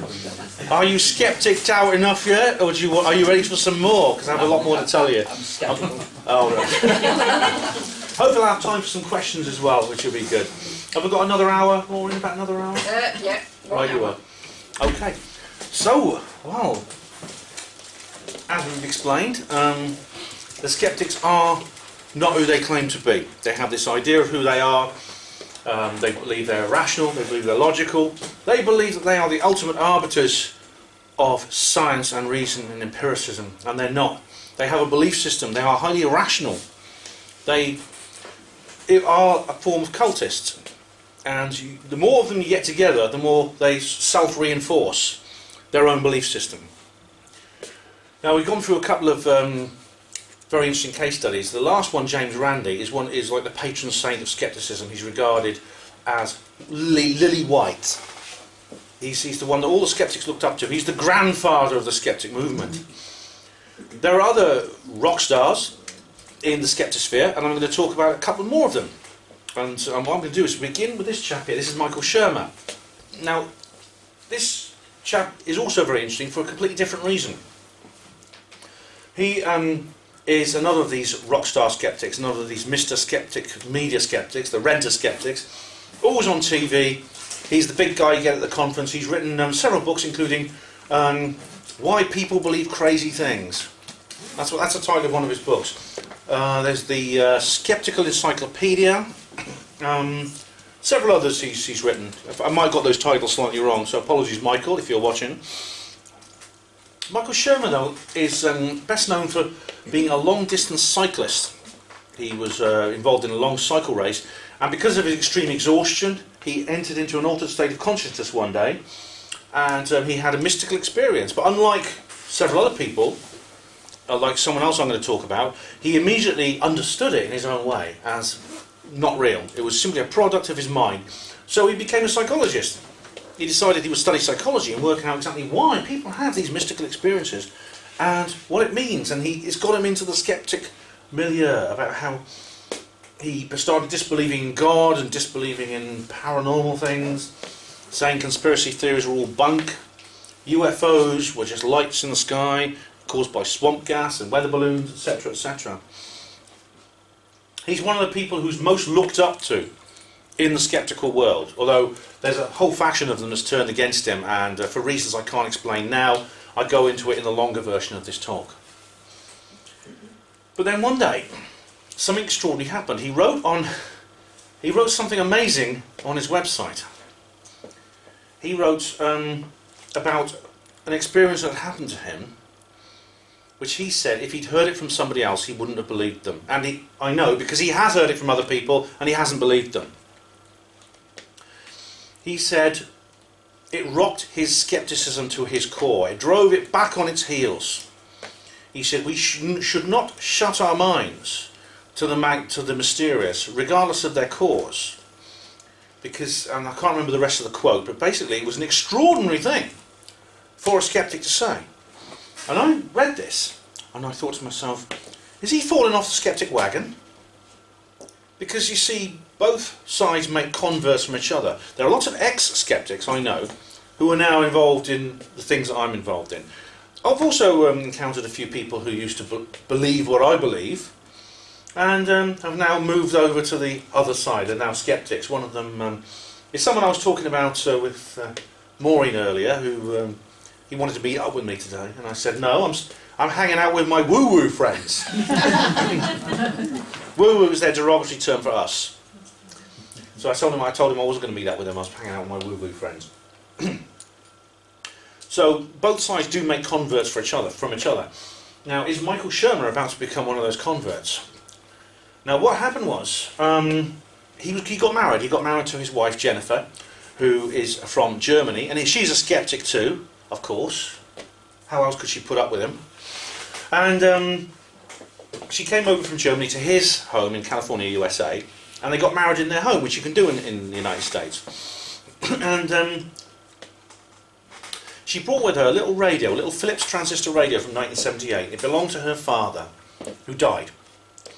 And she brought it over. It didn't work, but it has sentimental value, so she took it with her wherever she goes. And she brought it with her, and it was shipped over. Shermer tried to get it to work. He opened it up and he stuck his screwdriver into its innards, so he broke Occam's razor in that respect. But he couldn't get it to work, so he just put it in the drawer of his desk in his office. So his study, rather. It's because he does everything at home, I think. But he was halfway through the wedding, and the vicar, or not the vicar, because they had a humanist ceremony, of course, but the celebrant they were exchanging vows and things like that, and suddenly the sound of music burst out into the room, and he thought, damn it, some buggers left their mobile phone on. Usually often happens in this time, doesn't it? So he looked around in annoyance, but everyone was sort of like saying, don't look at me, mine's switched off. And then he suddenly realised the music was coming from upstairs. He went upstairs, he realised the music was coming from his study. He went to the study, he found the music was coming from his desk. It was coming from the drawer in the desk where he put Jennifer's radio, little 1978 Philips transistor. He opened up the drawer, and music was coming from this radio that hadn't worked in over 40 years. And Jennifer was right behind him and thinking, this is extraordinary. And what's more, the song that was being played on the radio was one that her father particularly loved. Now, the moment that music started playing, and now that song wasn't actually being broadcast on any radio station in the local area at the time. Of course, radio is now mostly digital anyway, so an old Philips radio, an analogue radio, wouldn't pick it up anyhow. But she remembered thinking, she was standing there exchanging vows with Michael, thinking, I wish my dad was here to give me away. And then that's when the music began. And this is what rocked Shermer back on his heels. And I read this and I thought to myself, as I said, is he about to become a woo-woo? Now, I went through the JREF forum. There's like a forum on the James Randi Educational Foundation website, of which I'm a member, although I don't tell them who I am. I go under a false name. Although if you go through the list of members, you may be able to work out which one is me from the type of names you get. And so I was going through the various threads where people were saying things like, what's happened with Shermer? What's wrong with him? I mean, is he lost his mind? And I suddenly realised that the Skeptic movement would not take kindly to the defection of such a prominent member of their community. And skeptics can be vicious, they can be really nasty. There is a thug element in the Skeptic movement. I've experienced personally, I've been trolled and attacked by skeptics. I actually, like all internet bullies, they're just cowards. I offered to meet them once and I said, we'll meet up and sort it out face to face. So they arranged a time and place and I went there and they never turned up. But I thought to myself, Michael is going to have to cope with this. If he comes over to our side, he's going to have to cope with that. What's more, Jennifer, his new wife, how will she respond to this change in his life, his worldview, his life? Will she stick with him through it? Will she tolerate him? Will she support him? Or will it be too much for her because she may remain a skeptic when he doesn't? Now, I kept a very close eye on what Shermer was doing over the next few years. And he's got a website called michaelshermer.com, which he doesn't do much with apart from publish articles from his Scientific American column. And I went through the various things he was writing. It appears he has got up and brushed himself off. He has come through the experience, and he's still walking down Skeptic Avenue, hardly breaking his stride. But seeds might have been planted. Converts, very few people have a road to Damascus conversion when it comes to things like this. It's very often ideas will come into their heads and they'll dismiss them, and they'll take time to grow. And the same goes for people that we talk to. You might talk to someone and give them the message, and you might think, well, they're not going to be red-pilled. Nothing I can do about that because they're very ignorant. But they can't unhear it. It all goes in here. And it could be that's the case with Shermer. So keep an eye on this guy. See what he's saying in a few years' time. You never know what might happen. Now this is Dr. Susan Blackmore. Now you've heard of her. Yeah, a lot of people who've been in this business for a while have heard of her. So is anyone not familiar with her? You're not? All right. Well, she is the previous renter skeptic before French. That's right. She was the gal who was on speed dial by the media, that if you had a paid newspaper or a TV station, you had her on speed dial, you call her up. She came in and she used to present the skeptic argument of everything until Frenchy boy took over and she moved on to other areas. But her background is very interesting. She started off, she's like a convert to skepticism. She started off as a very keen New Age psychical researcher. What happened was, in 1970 she was at St Hills College in Oxford, which is near where I live, and she was having a party the way students do, and she was taking drugs the way students do. I don't know what drugs she was taking, but it gave her what can only be described as a voyage to Trip House City. And she talks about this in her books, actually, and she describes how she had this incredible mystical experience, out of body, going down tunnels towards the light, seeing the world from above, flying and soaring, and it was so powerful that she came out of it a changed woman. And I don't know what course she was on at the university, but she dropped it and she decided to go into parapsychology. And she said she saw it as her mission to prove scientifically that the paranormal was real. And she thought the most promising area of this was Psi, PSI, short for basically extrasensory perception research. And various tests, including the Zener cards. You might have seen the Zener cards, which are cards with shapes, white cards with black shapes drawn on them, circle, square, and you have to guess which one it is. It's very boring, and there was a drop-off point, actually. It has been proven that there are some people who can actually guess above chance which card is coming next, but it drops off after a while, because it's just so boring. There's also the Gansfeld test. This is where you have to transmit thoughts to another person. The other person will be in sensory deprivation. You might see people lying around in a red light with golf balls on their eyes. Are you familiar with that method? That's the Gansfeld test. So she got involved in that. Now, in 1979, there was quite a climate of this sort of thing, because this was when the Mac Lab started their work as well. She discovered some very promising research from a chap at Cambridge University, a professor called Dr. Carl Sargent. And he was involved in Gansfeld experiments. And she was absolutely electrified by this. She thought, this is it. It was so promising. So she contacted Sargent and she says, please, let me come to your laboratory. Let me come and supervise you in your laboratory. Please, get me involved. I want to be in all this. So Sargent said yes, and she was jumping for joy. She immediately got in her car and she drove to Cambridge, and she got involved in Carl Sargent's work. Now, after several months of this, she came to the devastating conclusion that Sargent was cheating. And she wrote a report, which you can read today. It's in the archives of the Journal of Psychical Research.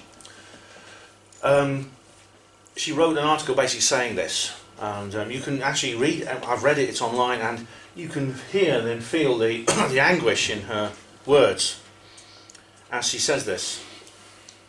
Now, the result of this was that she was immediately pulled into the office by the head of her organisation, and she was reprimanded. She was told, how dare you accuse the distinguished psychical researcher Dr. Carl Sargent of cheating? How could you do this? This is wrong. This is completely improper, Susan. You must never do. And Blackmore was very upset by this. And I know because, and she was upset so deeply that 40 years later, in 2010 at TAM London, she told this story again on stage. This was not recorded, there's no videos of this, but I was in the audience. And she broke down and started crying on stage. Even after all this time, it still hurt her. Now, she, as far as she was concerned, she was simply reporting what she discovered about this test. Now, Dr. Carl Sargent was never investigated any further for this alleged cheating, and indeed if he was cheating he got away with it. He actually eventually left science, and today he designs computer games. Now, do you mind if I play amateur psychologist for a moment? Mm-hmm. Yeah, I just can't, there's one thing I can't stand, is an amateur psychologist. Except that's the worst thing in the world, apart from a professional one. But if you will indulge me, I will play amateur psychologist. She's got an axe to grind. And perhaps a just one. In which case, I think this influenced her next decision, because less than a year later she said she was lying in the bath and she suddenly thought, well, what if none of this is true? What if I've simply been chasing illusion? And she became a skeptic very quickly after that. And she discovered her second career as a skeptic, and she enjoyed being a skeptic. She thought it was fun, and she's written books on skepticism, and she was the like I say, the top skeptic in the country, the media rock star skeptic for a number of years until Frenchy Boy took over. But as I said, you know, the reason for this conversion may not be completely not irrational. It may be the hurt that she felt from the way, as she perceives it, she was mistreated, that influenced her decision. Now we come to this fella. This is Professor Richard Dawkins. Yes, indeed. The man who thinks it's nobility if you don't believe in life after death. If you do believe in life after death, you're not noble. Now this guy is amazing. He is one of the best-selling non-fiction authors in the world. He wrote a book called The God Delusion in 2006 that has sold a massive number of copies. It's been translated in over 20 languages. This guy is on TV all the time. He's doing documentaries left, right and centre. He's spoken about it out against the evils of religion and the evils of irrationality, without realising that he, as well, has a massive problem with irrationality. Indeed, if you write a book that disagrees with him, he gets really, really uppity.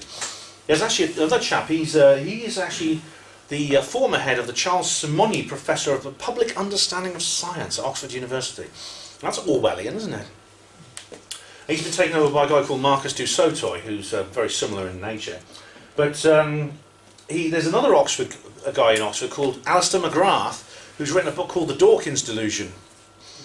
And it's a very good book. It's a book that explains where he thinks Dawkins went wrong. Alistair McGrath is a fan of C.S. Lewis and is a Christian apologist. He writes about why he believes that atheism is wrong. And he does it rationally, he does it calmly, he does it politely. But Dawkins, you know, when he talks about McGrath, his eyes bulge and his teeth grit and his face flushes, you know. Well, never has a dog been so praised by his fleas. that's what he says. Goodness me, and honestly. All this bloke has done is written a book disagreeing with this guy. But he can't handle it. Why? Because he's irrational. To get angry with people who disagree with you is an act of irrationality. It's your belief system being challenged. It's an act of cognitive dissonance. But he's typical of the skeptic. He believes, he has this idea in his head that he is always the most rational one, like they all do. Like Paul Zenon did when he accused Sally Morgan without evidence. Like all the fans of James Randi who thinks he's absolutely foolproof. He's this lily-white angel of skepticism, even though he's being sued over his $1 million challenge and never talks about it. No one asks him questions about it. People just don't talk about it. That is a cultic mentality. But Dawkins is very interesting because he bridges the gap between the atheist, humanist movements and the skeptosphere. Atheism is simply the disbelief in God. It does not involve disbelief in anything else. So, until quite recently, you could be an atheist and still believe in UFOs and things like that, and believe in many of the things that we do. But since quite recently, actually, just the last 20 years, mostly due to this chap, a bridge has been built between disbelief in God and disbelief in other things. There's a chapter in his book called The God Hypothesis, in which he basically makes this point. He said we should treat the existence of God like we treat the existence of fairies and unicorns and ghosts and the Loch Ness Monster. Does it stand up to evidence? And this has really struck a chord with people, which means he is now a member of PsyCop, he's a member of all these other organisations. The name PsyCop, incidentally, is, people think it's a joke. PsyCop, the policeman of psychical research, but apparently that's just a coincidence. But he's a member of that organisation along with Randy and Sherman and all these others. So now, this in a sense has changed the very nature of the God debate. I mean, atheism goes back to the ancient world. The idea there's no God is a very old one. But for the first time ever, these two concepts have been linked together. Which means, if you are now an atheist, you probably are also a skeptic, and vice versa. In fact, I think you have to be an atheist to be a skeptic. We've got to go there, haven't we? Yeah. We've got to go. We can't avoid him. We can't avoid him. BBC. Last, and definitely least, What a knobber. in this rogues gallery of skeptics, we have Professor Brian Cox. Who failed his degree? Yes, exactly. This chap is Can only get better. oh God, I wish they could. You know, I told you that Professor Chris Finch was retiring, but his young apprentice was waiting in the wings. It's him. He is going to be the next Mr. Skeptic, the Mr. Skeptic you get on TV. Indeed, he's already started fulfilling this role. The difference between him, though, and French is that French is, firstly, he's reasonably likeable and reasonably respectful, and behaves himself conducts himself in an orderly manner. But this guy is one of the most arrogant and narrow-minded people I've ever encountered. He cannot address arguments. He just calls people names. He was arguing with a chap on Australian TV, Malcolm, what's his name? He's a senator in Australia who is over climate change, and it's an awful debate. And this guy knows nothing about climate change, but he just took these piles of paper and he dumped them on the panel where this guy was saying. He said, "Well, explain all this then. Explain all this." And he slammed it down on the table. But the actual debate, I've actually dissected the debate, and it's terrible. This guy he keeps interrupting. He gets angry. Senator Malcolm Graham, I think his name is trying to put together a rational case. And this person just keeps cutting him off, using all the fallacies that I mentioned at the beginning of this talk. It's a really, really very bad program indeed. Now, he's a particle physicist at CERN, the Centre for Nuclear Research, and he's helped design and works with the Large Hadron Collider, which is the most powerful atom smasher in the world. Now, the BBC did a TV show about this in 2005, and he happened to be featured in it. And he was just a nobody in those days. He was just working on this project, but opportunity knocked. They thought he had the right stuff, and a star was born. And since then, he's been presenting Science Britannica, all kinds of programs, and David Attenborough, the famous BBC naturalist, has announced that Professor Brian Cox is his young apprentice, his natural successor, which is strange because Cox is not a biologist; he's a physicist. But he has been presenting nature programs. He's often called in on panels of various kinds. But he's a really he's a horrible little man. He really is. I can't stand him. The thing is, how he sells it. Because if you didn't know him and you just looked at that photograph, he's got pop star looks. Well, he was in a band called D Ream with Richard Westey. So he sells it on the looks alone. He is a media savvy person. Exactly. Firstly, he has the right ingredients to be a media megastar, which doesn't involve any knowledge, doesn't involve any expertise. It involves shiny white teeth and silky flowing hair. And a silly effeminate voice like this. an ability to smile at the camera. And if you do that, you see, you can spout complete and utter nonsense, and it will be presented on TV as fact. Yes, as fact.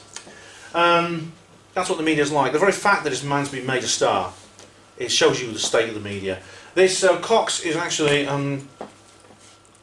he's always on TV all the time, and the guy has an awareness as narrow as a piece of string, yet he has an inflated ego beyond anyone's belief. But he's ridiculous. Sorry. Do you think he's replaced Hawking? Yeah, I think he's replaced a lot of people. He's actually playing a very unique role. He's more than just media skeptic. He seems to be playing a completely new role in propaganda, which I haven't quite worked out what it is. But he's a completely new phenomenon, and I'll probably know more in a few years what he's like. But in the scientific community, my daughter is a real scientist. He is considered a joke. Yeah, he's a very mediocre person in terms of expertise. And he's very mediocre. He's barely scraped through his qualifications. He got a job at CERN, but then there's thousands of others who know just as much, if not more than him, and you never see them on TV because they don't have the right ingredients. They're not willing to do what he does and act the way he does, and they don't have the qualities, or should I say flaws, that are necessary to be a major media megastar. Like David Bellamy without the brain. Yeah, exactly. Bellamy is a man of enormous integrity. Yeah. And David Bellamy, who's another pop scientist, has been demonised for disagreeing with man-made climate change. Yeah. And he's now been basically disowned by the entire mainstream media. Yet he has stood by his ideas. He's got more scientific integrity in his little finger than this gimp has in his huge estrogen-ridden body, in my view. Shall I tell a story? I've got time to tell a story about stargazing live. Yeah, I've got to tell this story. I told it last, I'll tell it again. Because it's just so funny. It's just hilarious. As well as not being a particle physicist, he's also not an astronomer. So when you take someone with shiny white teeth and silky black hair, and no idea what astronomy is at all, you obviously put them on an astronomy TV show, don't you? You should put them on Stargazing Live. And so he was co-hosted with Dara O'Brien, who's a man who is less handsome, perhaps, or if you like that sort of thing, if you like sort of androgynous kind of like silky skinned, plastic haired robots, and he doesn't have the same media finesse that Cox does, but he is an astronomer. He knows about the subject he's talking about. So Dara O'Brien was the co-host. I often wonder when I see the two of them in the studio together exactly what's going through O'Brien's head when he looks at his co-host and things. You know, why am I in a studio with this man? Anyway, they were at Jodrell Bank Radio Telescope. I don't know if you've seen it, but they literally, at Stargazing Live, they literally do live astronomy surveys of the heavens, and they were they were at the Jodrell Bank Radio Observatory, which is actually in Greater Manchester, I think, and or Cambridge. Was it Cambridge or Greater Manchester? Somewhere in that area. It's one of the most powerful scientific astronomical instruments in the world, and news comes in about a new planet that's been discovered called Threppleton-Holmes B. Now Threppleton-Holmes B is unique. It's the first planet discovered by amateur astronomers, and it's an exoplanet. It doesn't orbit the sun like Mars or Jupiter. It orbits another star, which is much further away. It's millions of light years away.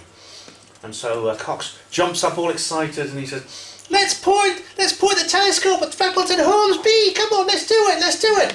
So all the background boys agree, and they both comply. And so this huge radio telescope, its antenna, turns towards this new planet, Threppleton-Holmes B. Anyway, the BBC cut the transmission. They don't want that on a live TV show because they're worried about what might come from there. So it's interesting that the BBC would do that because. Then maybe they're worried it will pick up the sounds of aliens, and they're covering up the aliens and things like that. But the official statement said they were worried that the transmissions from this new planet might breach the corporation's editorial guidelines. They worried the aliens might swear on live TV. But you can just imagine the scene, can't you, in the telescope with Cox jumping up and down. What do you mean you've cut us off? Nobody cuts me off! Don't you dare cut off the camera when I'm talking! And then just imagine it, can't you? Imagine him stamping his little feet. Oh, anyway, that's enough. We've got to move on from him. I'll be here all day. Right, the skeptocracy. ruled by skepticism. Now, skeptics, you often talk to them, they say they believe in free speech, human rights, things like that. But you'll find it only counts for skeptics. Which is sad, because I've actually taken the side of skeptics in several controversies that have happened. For instance, Simon Singh, he wrote in the Times that a scathing review of chiropractors. I mean, my dad's been to a chiropractor. A lot of people use chiropractors. They're very, very good. But he wrote an article saying it was bogus. It was a bogus treatment in the Times, and the British Chiropractic Association sued him. And I supported Simon Singh because I thought he's got the right to say that if he wants. And so I thought, well, that's good. It'll be okay, because when the skeptics move from the defence to the prosecution benches, they will treat people like us with equal judicious treatment, will they? But they don't. They do not believe in freedom of speech, most of them, and human rights for people like us. And they've proved it many, many times. In the longer version of this talk, I go into a lot more detail. I'll just give you one example of this. Tedgate. Who's heard of Tedgate? Yeah. I know Richard and I have talked about this. That's Rupert Sheldrake. That's Graham Hancock. Now, you're familiar with Graham Hancock. He's been in this. He was here a few days ago, wasn't he? He's going to do a talk, probably. Yeah, you'll be here on this stage soon. Yeah. Now, these guys, now Ted. Now, this idea's worth sharing. And you see, it says the idea's worth censoring. Now, these are small, self-organised groups, a bit like this, but they're quite high budget, and they actually have they bring a speaker on just for 15 minutes to talk about something. And it's all very well designed. And there's several called TEDx, which are like associate groups. And TEDx Whitechapel hosted these two guys, Rupert Sheldrake and Graham Hancock. Rupert Sheldrake is the guy who said that James Randi was a liar, and did a video saying so. Now, these two guys spoke about subjects which you and I would all gel with. About spirituality, about the paranormal, psychical research and things like that. And they did it from our point of view, and they did it in very scientific languages. And this was all broadcast on the TED online streaming service, and indeed the recordings were posted to the TEDx YouTube channel.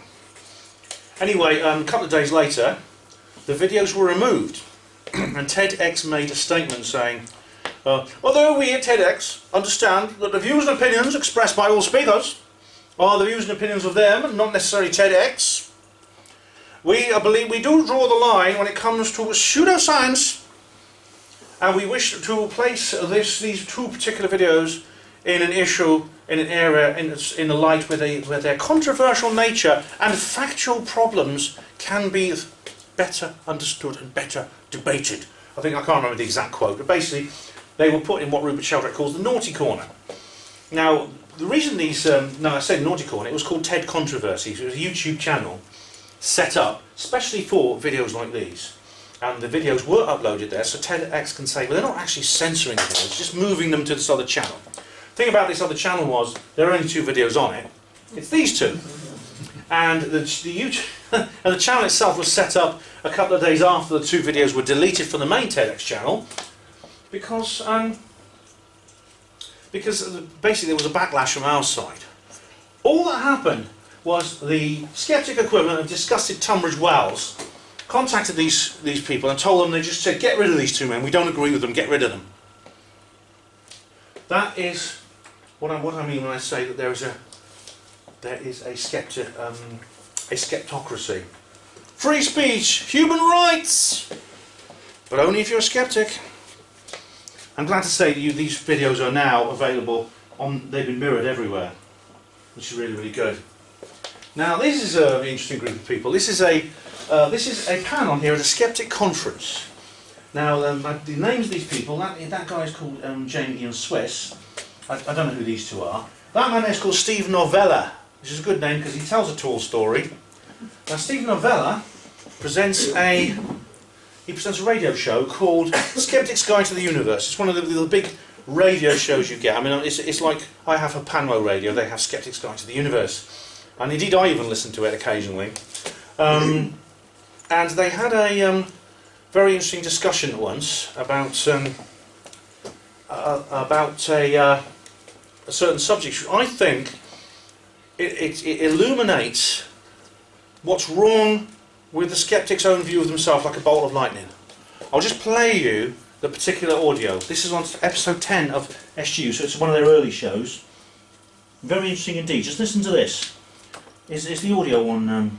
Is the audio on this? Will it It was right at the end, wasn't it? Yeah. Okay, so I'll just play this. Yeah, that's it.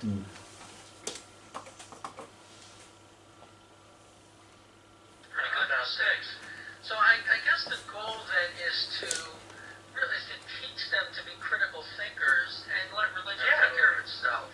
I think it would, but it's always a risk. I do. One secular humanist parent told me that they basically took the approach of what you just said: teach them to be critical thinkers, but basically say nothing about religion, and then their children will grow up and make up their own mind, which they're going to do anyway. And it turned out that his daughter became a Buddhist, and he was not happy about that. And he thought, in retrospect, that perhaps he made a mistake by leaving it so open-ended. I don't have the answer. I'm certainly not telling people what to do when it comes to that. But his conclusion was, if I had to do it over again, I would have indoctrinated her into non-belief, basically. I would have indoctrinated her into non-belief. I would have indoctrinated her into non-belief. Just think about those words. Let them echo around your mind. That all the ethical and moral and practical problems associated with that phrase catch on all the parts of your own mind. I would indoctrinate her into non-belief. So I don't know how well you could all hear that. Maybe you at the back had some trouble hearing. That was Novello you heard talking. He was saying basically that a friend of his had a daughter who he brought up to be a skeptic in the literal definition I said at the beginning. Apportioning all evidence, use of reason and logic, studying the pitfalls of human reason, exactly what the skeptics say they're supposed to be. And this girl's conclusion in the end was that she should become a Buddhist. And her father was not happy with that. And he said he would have gone, if he could do it all again, he would have indoctrinated her into non-belief. This is a stunning confession for a skeptic to make. And it goes over their heads. It goes completely over their heads and they don't even notice. It's astonishing that they don't see that.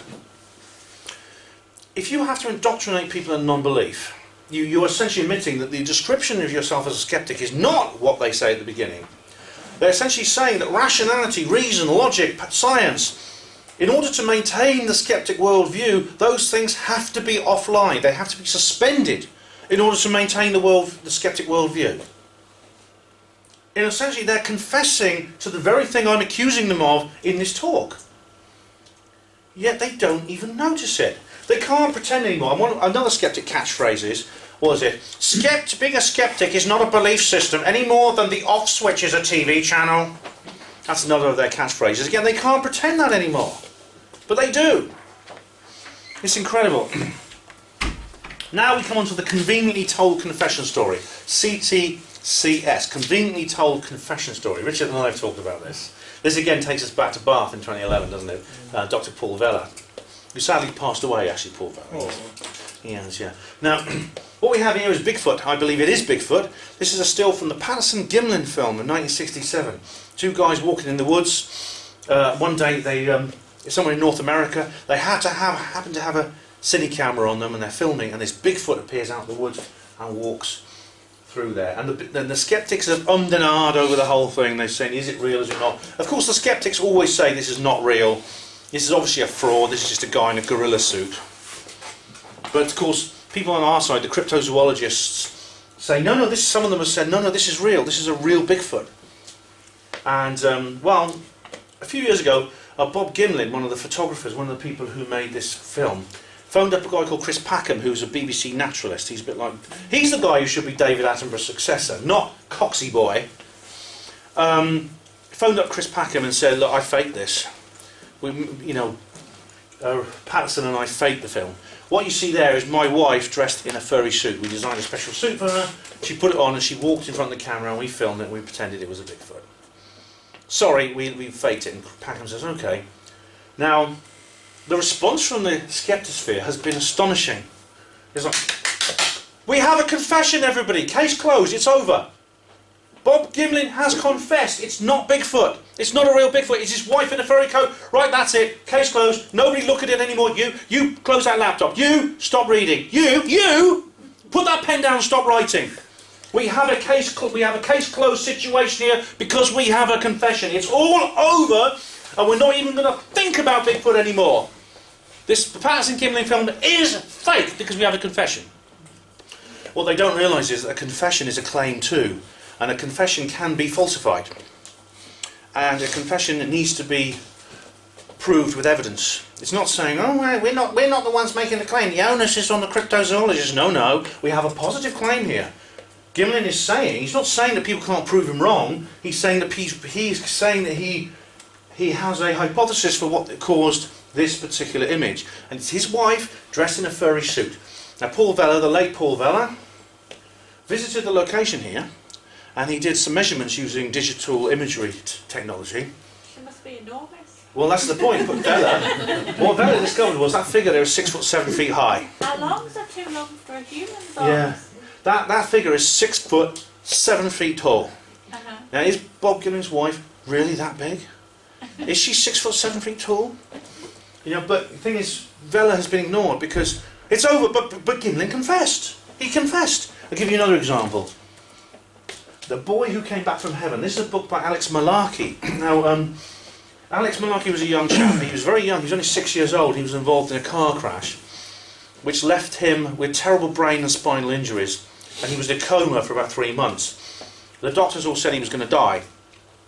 But slowly but suddenly he began to regain consciousness little bit by bit, and over the next few years he slowly recovered. He's still in a very bad condition, and he probably always will be, but he has learned to walk and talk again, albeit partially. And so this has been, of course his parents are delighted. The thing is, when he regained his powers of speech, one of the first things he said was, he described that when he was in a coma he underwent what can only be described as like a near-death experience. And he's written a book about it. This is very similar to, say, Danny and Brinkley's Saved by the Light. I don't know if you've read that. That's a good book, Danny and Brinkley. Again, a guy who... Seen the film? Yeah, and of course there's lots of... The near-death experience is now a very popular area of research. Since Raymond Moody published his Life Beyond Life, and there's many others, Evan Alexander, many people have been researching near-death experiences, and it's a very good time to do that because we live in an age where medical technology has allowed people who otherwise would have definitely died permanently to have, to be resuscitated, to have their hearts restarted, to be brought out of comas, which means near-death experiences are becoming more common. Now, again, this was on Skeptic's Guide to the Universe, at the same radio show. I heard Novella and his co-host talking about this, and they said, oh, well, it's all fake. It was fake. Alex Malarkey's confessed that he faked it. He made it all up. So therefore we have a confession, it's over. This book is actually a fraud, and indeed many people believe this because the Skeptics contacted the book's publisher, because this was a New York Times bestseller, and the publisher basically cancelled the book. They took the book out of print, they recalled as many copies as they could from retailers, and the Skeptics were really angry. Even some booksellers refused to return the copies or to pulp them. And the Skeptics gave them a hard time over it because they said, look, you are selling a book which has been provably a fraud. We know it's been proved to be a fraud because Alex Malarkey's confessed that it was a fraud. But again, it's a claim. You see, his confession, I believe, was falsified. And the reason I believe that is because of what happened to him. Now, he's a young boy recovering from a terrible injury that almost cost him his life at 6 years old. He's now about 14, and he's still very delicate. So he posted on Facebook that he had made the whole thing up, and of course that's where the Skeptics picked that up and they ran with it as far as they could. But the truth of the matter is, I question that. The reason I question that is because his parents split up. Kevin, his father, and I can't remember the mother's name, they divorced over this, and one of the reasons they divorced was the pressure of having a son, not only a son who was very badly ill, but a son who was a New York Times bestseller, was enormous. Fans of the book used to come and knock on their door. Used to pay him private visits, unannounced. They used to find out where they lived and come and knock on the door and want to speak to Alex. I read this book, I want to speak to Alex. These were good people who loved the book and they loved him and they wanted to talk to him. Didn't mean any harm, but the parents were getting fed up with this. And again, the mother eventually walked out and sued Kevin, the father, for the book's royalties. There was a big divorce hearing, and the mother claimed some of the royalties of the book, and which meant she had to sue her her husband, and she had to sue her son as well. And because her son was the author of there was the named man on the book, the 14-year-old boy being sued by his own mother.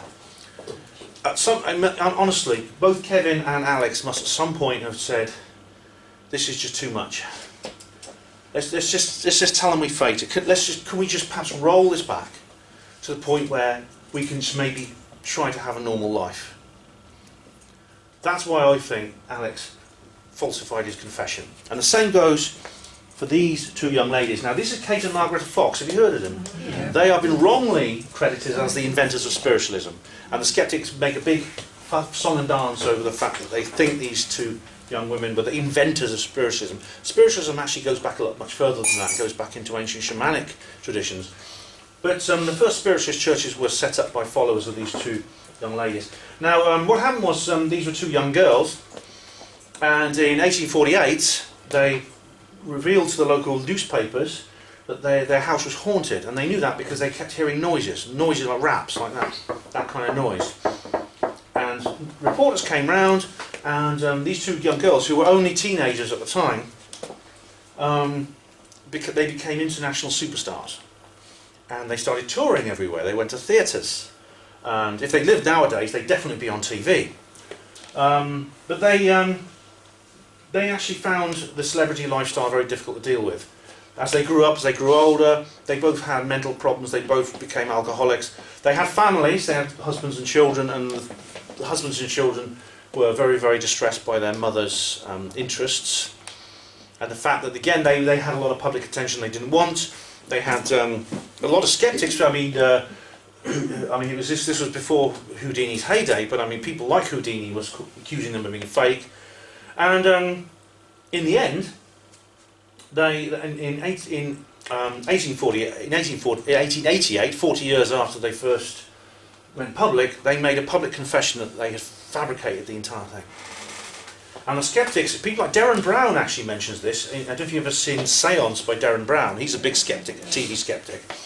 In his introduction to this, which he's attempting to debunk spiritualism, he makes a big song and dance out about the Fox sisters, about how they confessed. In the end, they just admitted it was all fake. So we know now that spiritualism is fake. That was his conclusion. But as I said, I believe there's good reason to think that they falsified their confession too. For the same reason as Alex Malarkey, the celebrity lifestyle was too much for them.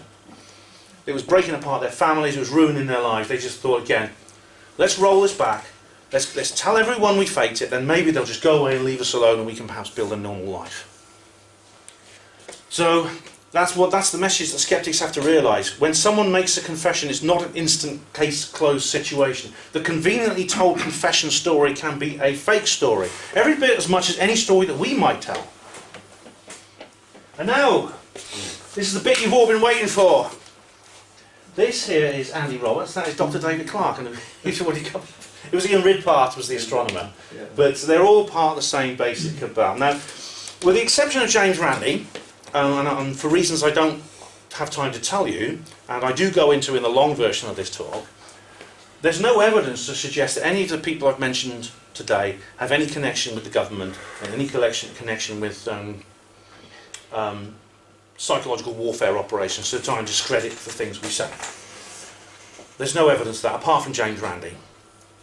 But the fact of the matter is there are intelligence operations to spread disinformation and discrediting, and they do use the skeptic movement to do it. Now, these two individuals are very interesting. The guy on the right, God knows what his qualification is. He's just a man with a loud voice who talks like that about whole things and nonsense. Dr. David Clarke is a professor of folklore at Sheffield Hallam University, who has become kind of the new Nick Pope. But the difference with Nick Pope is he doesn't say, well, we can't rule it out. He says, well, we can rule it out. We can rule it out. There's no such things as UFOs. I'm looking for evidence, but I've seen no evidence of UFOs anywhere. And these two guys don't like me. They wrote in they got a column in 14 Times where they said I was full of retarded guff. But I've met them both actually. I met them at the Weird 10 conference, and I bought a copy of his book, Robert's book about the Berwyn Mountains incident, which is absolute nonsense. It's absolute rubbish. Called UFO Down. Yeah, you've read that. You know, it's awful. It's a It is. Now, I don't know what the motivations for these two guys are. I mean, again, there's no evidence. I wouldn't accuse anyone without evidence.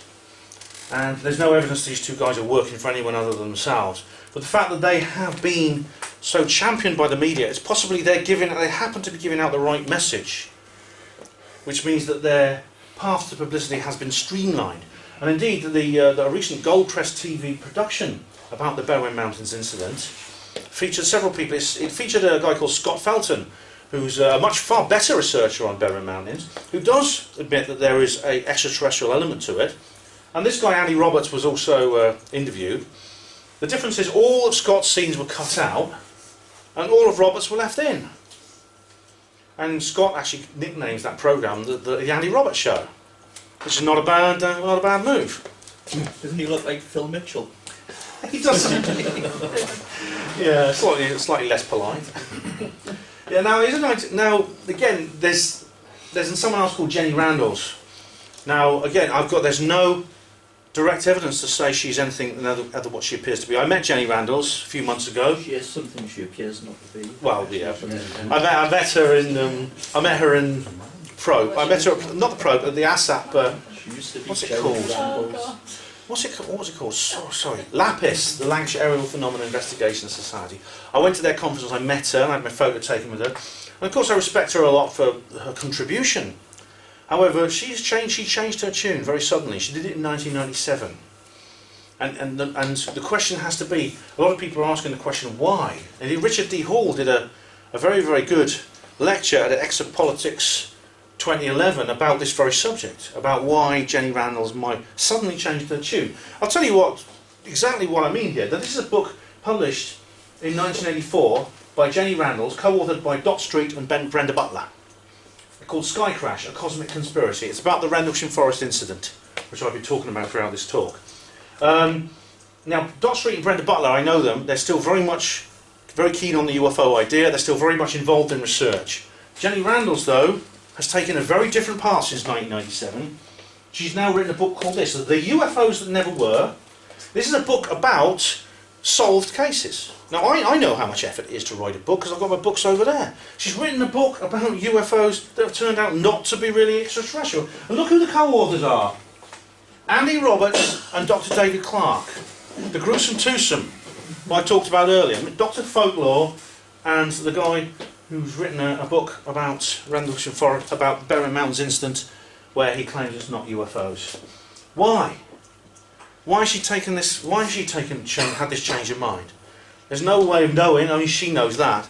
But several people have suggested that we should be suspicious of what she's doing, and indeed we've got every reason to be, because UFO disclosure. I've done an entire presentation on this. Indeed, my books over there are about this subject. We are not alone. There are beings on this earth that are not human, intelligent beings on this earth that are not human, that don't come from this planet, and they are here. We see them, we see their vehicles. It's a fact. I bet my life on that.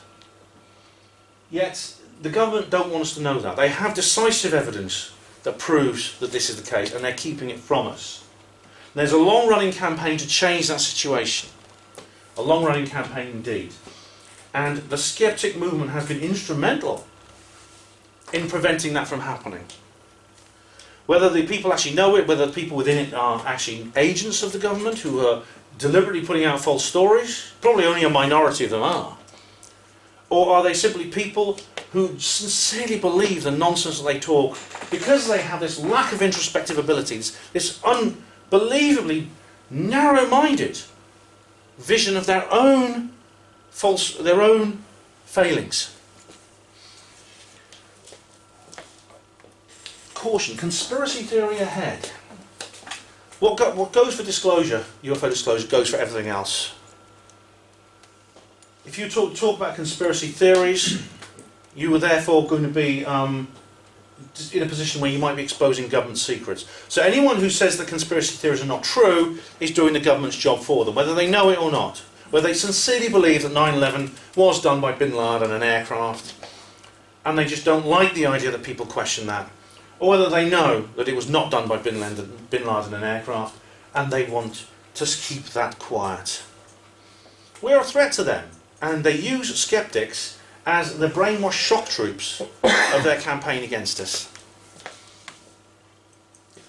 This is Helen Duncan. I've done an entire presentation on her, and I think her case, the fact that she was prosecuted under the Witchcraft Act of 1735, is an interesting.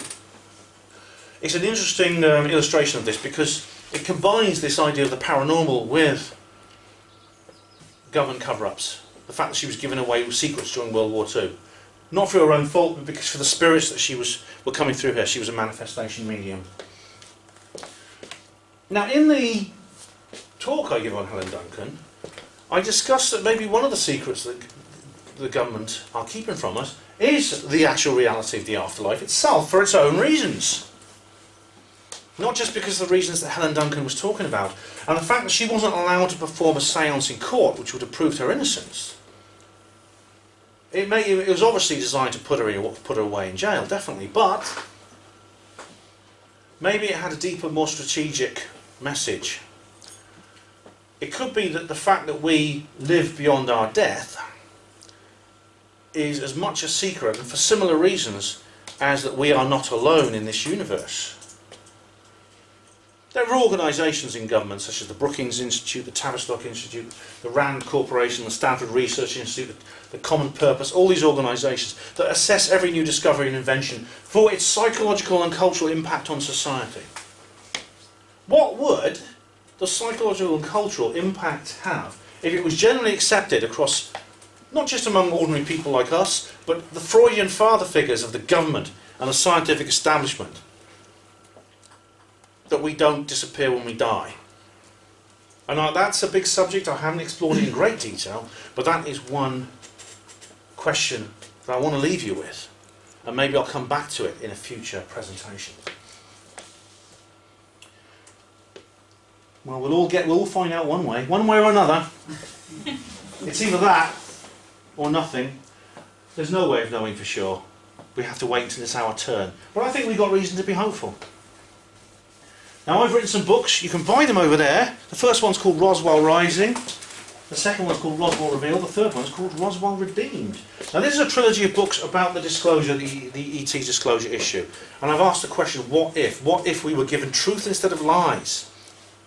And it goes into a lot of the issues that I've talked about in this particular talk, about how lies are the foundation of our relationship with the powers that be, their control over us. You take those lies away and the whole edifice comes crashing down. And I've imagined that in these books. So please do pick up a copy and I'll sign it for you. One book is £10, two's £15, three's £25. They're going to be on there until the end of the particular event. Just come and let me know if you want a copy or more than one. And the second one, Roswell Revealed, is a raffle prize too. But all the details can be found on this particular website. You can buy my books online there. There's links on the website too. But of course they're cheaper here, and I'll sign them for you. But check me out. Ben Emlyn-Jones, Hospital Porters Against the New World Order, and also the videos of other talks I've done here at Truth Seekers North East. It's been great to be back, and I've loved it. Thank you.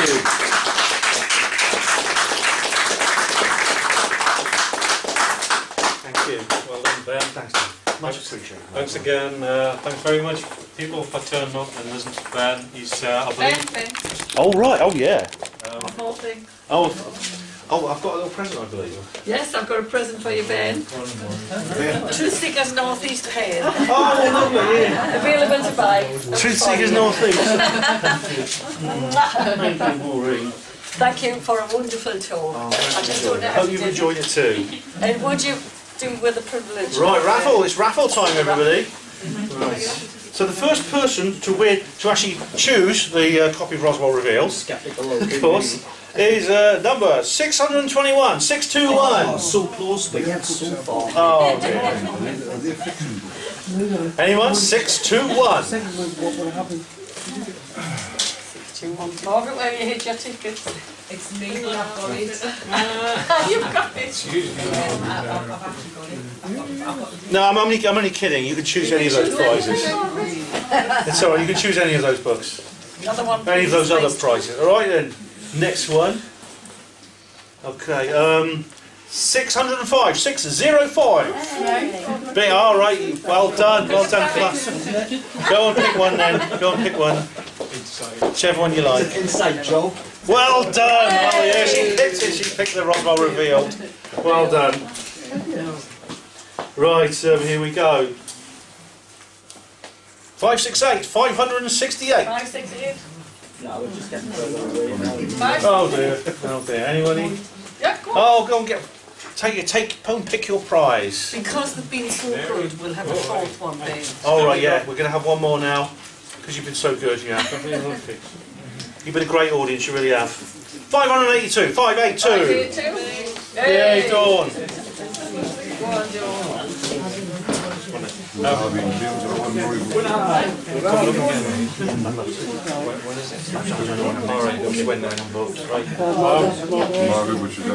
Just have your attention there a bit further. Just to let you know that our next talk here is on the 27th. Tony talking about his personal close encounter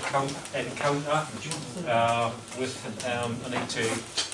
On the evening time, we're going to be doing a possible sky watch, weather permitting, of course, at down at Cloud 9 in Cullercoats.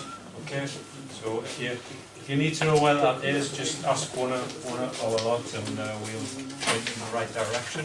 Okay, so I think Just got back to my digs from the Truth Seekers Northeast event. The battery on the camera cut out right at the end. I think I got everything recorded. I'll check anyway. But I'm absolutely exhausted. I've actually got the battery. I've got the camera plugged in at the moment because the battery's flat. I'll charge it up when I switch this off. Absolutely exhausted, but my goodness, it went really well. I've got to have a beer now. We're going to go out for a beer and some food, and I'll say more when I've had those. So, see you later. Good morning. It's Sunday. It's about 7:30 and I've woke up and now I've got to go home. It's been a really good it's been a really great time I've had again, as I always do when I come to Newcastle to be with Truth Seekers Northeast. I had a bit of trouble sleeping last night. I sort of lay awake for a long time. It happens to me every so often, about once or twice a week. I don't know why, but I can always sleep on the coach home.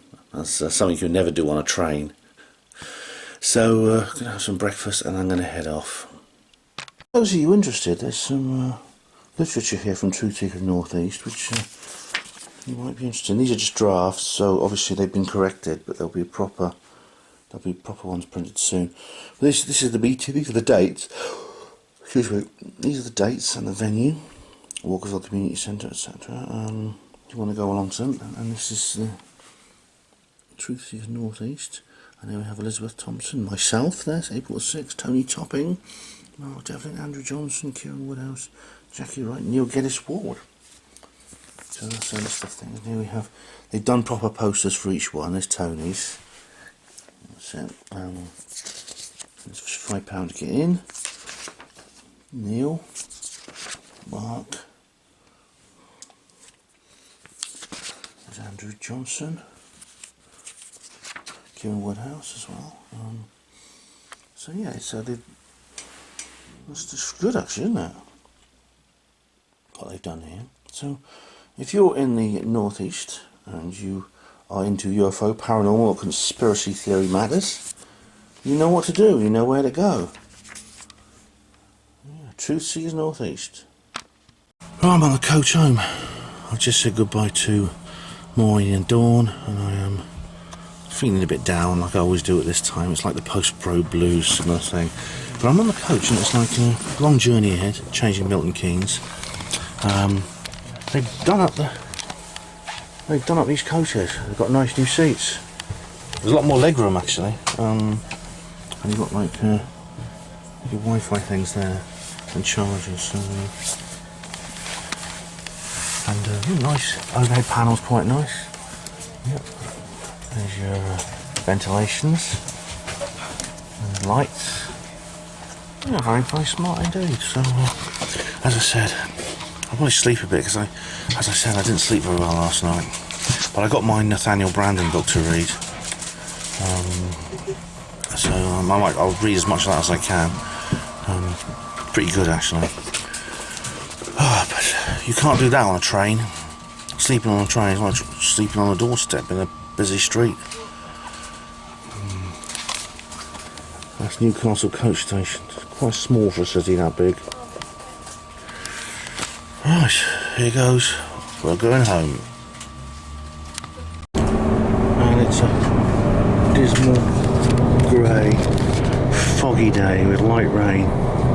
I depart Newcastle-upon-Tyne and head for home after a lovely, lovely time with Truth Seekers North East. That's the coach I'm waiting for, but it's the X5 to Cambridge. I got to wait for the X5 to Oxford. I'm now here at Milton Keynes coachway, and I was actually standing almost on this exact spot 2 weeks ago, just under 2 weeks ago, on my way back from Probe, and makes me think how much I'm travelling these days. I'm just about to start the last stage of my journey home. Funnily enough, I was talking on the last stage. The last time I was here, I was talking about a moral dilemma I was experiencing. I don't know, you might know already. I don't know which of these videos I'm going to upload first, the Probe one or this Newcastle one. I'm very much behind with my uploading because of Brexit. So I've got a lot in the can to be edited and published. And now I'm nearly home. Still got my Truth Seekers North East hat on. As you can see, Maureen and Dawn gave me a present here. These lovely jerseys, and they're lovely sort of jerseys. They're really nice. So I've got some extra warm clothes which I might need in the winter. I've got this sudden feeling. It sort of came on last night, and it's really serious now. To go to the Spurious Church tonight. It's Sunday. They have services at 7. Now I've kind of I haven't made plans for this. It's just suddenly struck me in the last 24 hours, especially the last 12 hours, and it's really serious. It's a really serious feeling now. I feel I really need to go, possibly as a sort of because of where I've been for the last few days. It's in a sense I want to meet up with people like that, and again I want to stay in touch with people like that, because I was thinking, I often complain about my feelings of loneliness and isolation, but am I really trying hard enough to find a solution to that? Are there really no people on my wavelength anywhere in Oxford? I think there are, and they're at the Spurious Church. Oh, and look, here is my coach coming, and I'm going to just go and get the X5 to Oxford, so I'm going to go and catch that, so I'll catch you later. Well, I actually did what I felt that urge to do. I've been to the Spurious Church. Now, as you can see, I was quite relieved actually. It is still there. I've just been in. I arrived halfway through the service, but I did catch most of it. I stayed for a cup of tea afterwards as well, although I didn't recognise anyone there. Mind you, see, I've not been there for about 2 years, at least. But the old lady, the president, she's still there. I'm quite glad, because I kind of thought she wouldn't be around anymore, because she's pretty elderly. I had to get a taxi to get there on time. I had to get a taxi. In the end, I got the taxi to take me home and then drop my stuff off, and then I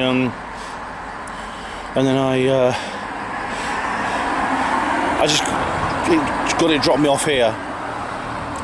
Otherwise, I wouldn't have got there on time, because the coach arrived in Oxford 6:15. But I'm glad I went. I didn't get a message or anything. I just felt the urge to go, and again, I'll go there again, because there's actually a trance workshop this Saturday. That sounds interesting. Because I used to go every week when I was a porter and everything. I used to go every week, except when I was on, obviously not when I was on late shift, but all other times I used to go. And I think, like I said earlier, I have this sense of isolation. Like, my internet friends are my only friends, and I do everything. The only communication I have is on the internet, 'cause it's the only other place you get weird people like me who wear hats like this. And conference is the only chance I get to meet other weird people. No, I don't have to. I can go to spiritualist churches. There's actually more than one church in Oxford. I might go to the other one as well. So that was a really happy way to end this lovely outing to Truth Seekers North East. I did go home just to drop off my luggage, and I came straight out again, and I'm glad I did. I'm glad I came here.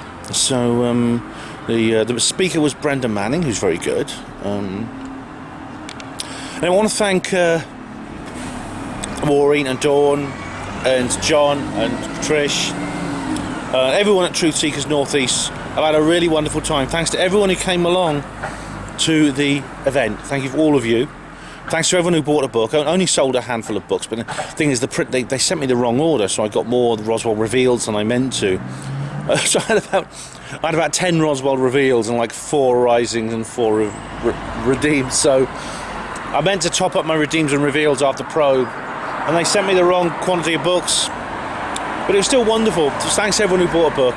Love the new venue and everything, and I can't wait to go back there. They're really, really great people, and hope to see you at a future Truth Seekers North East event as well. So do check them out on Facebook. And thank you very much, all of you, for watching Hapanwo TV. Hospital Porters, Pride and Dignity. Stop the New World Order.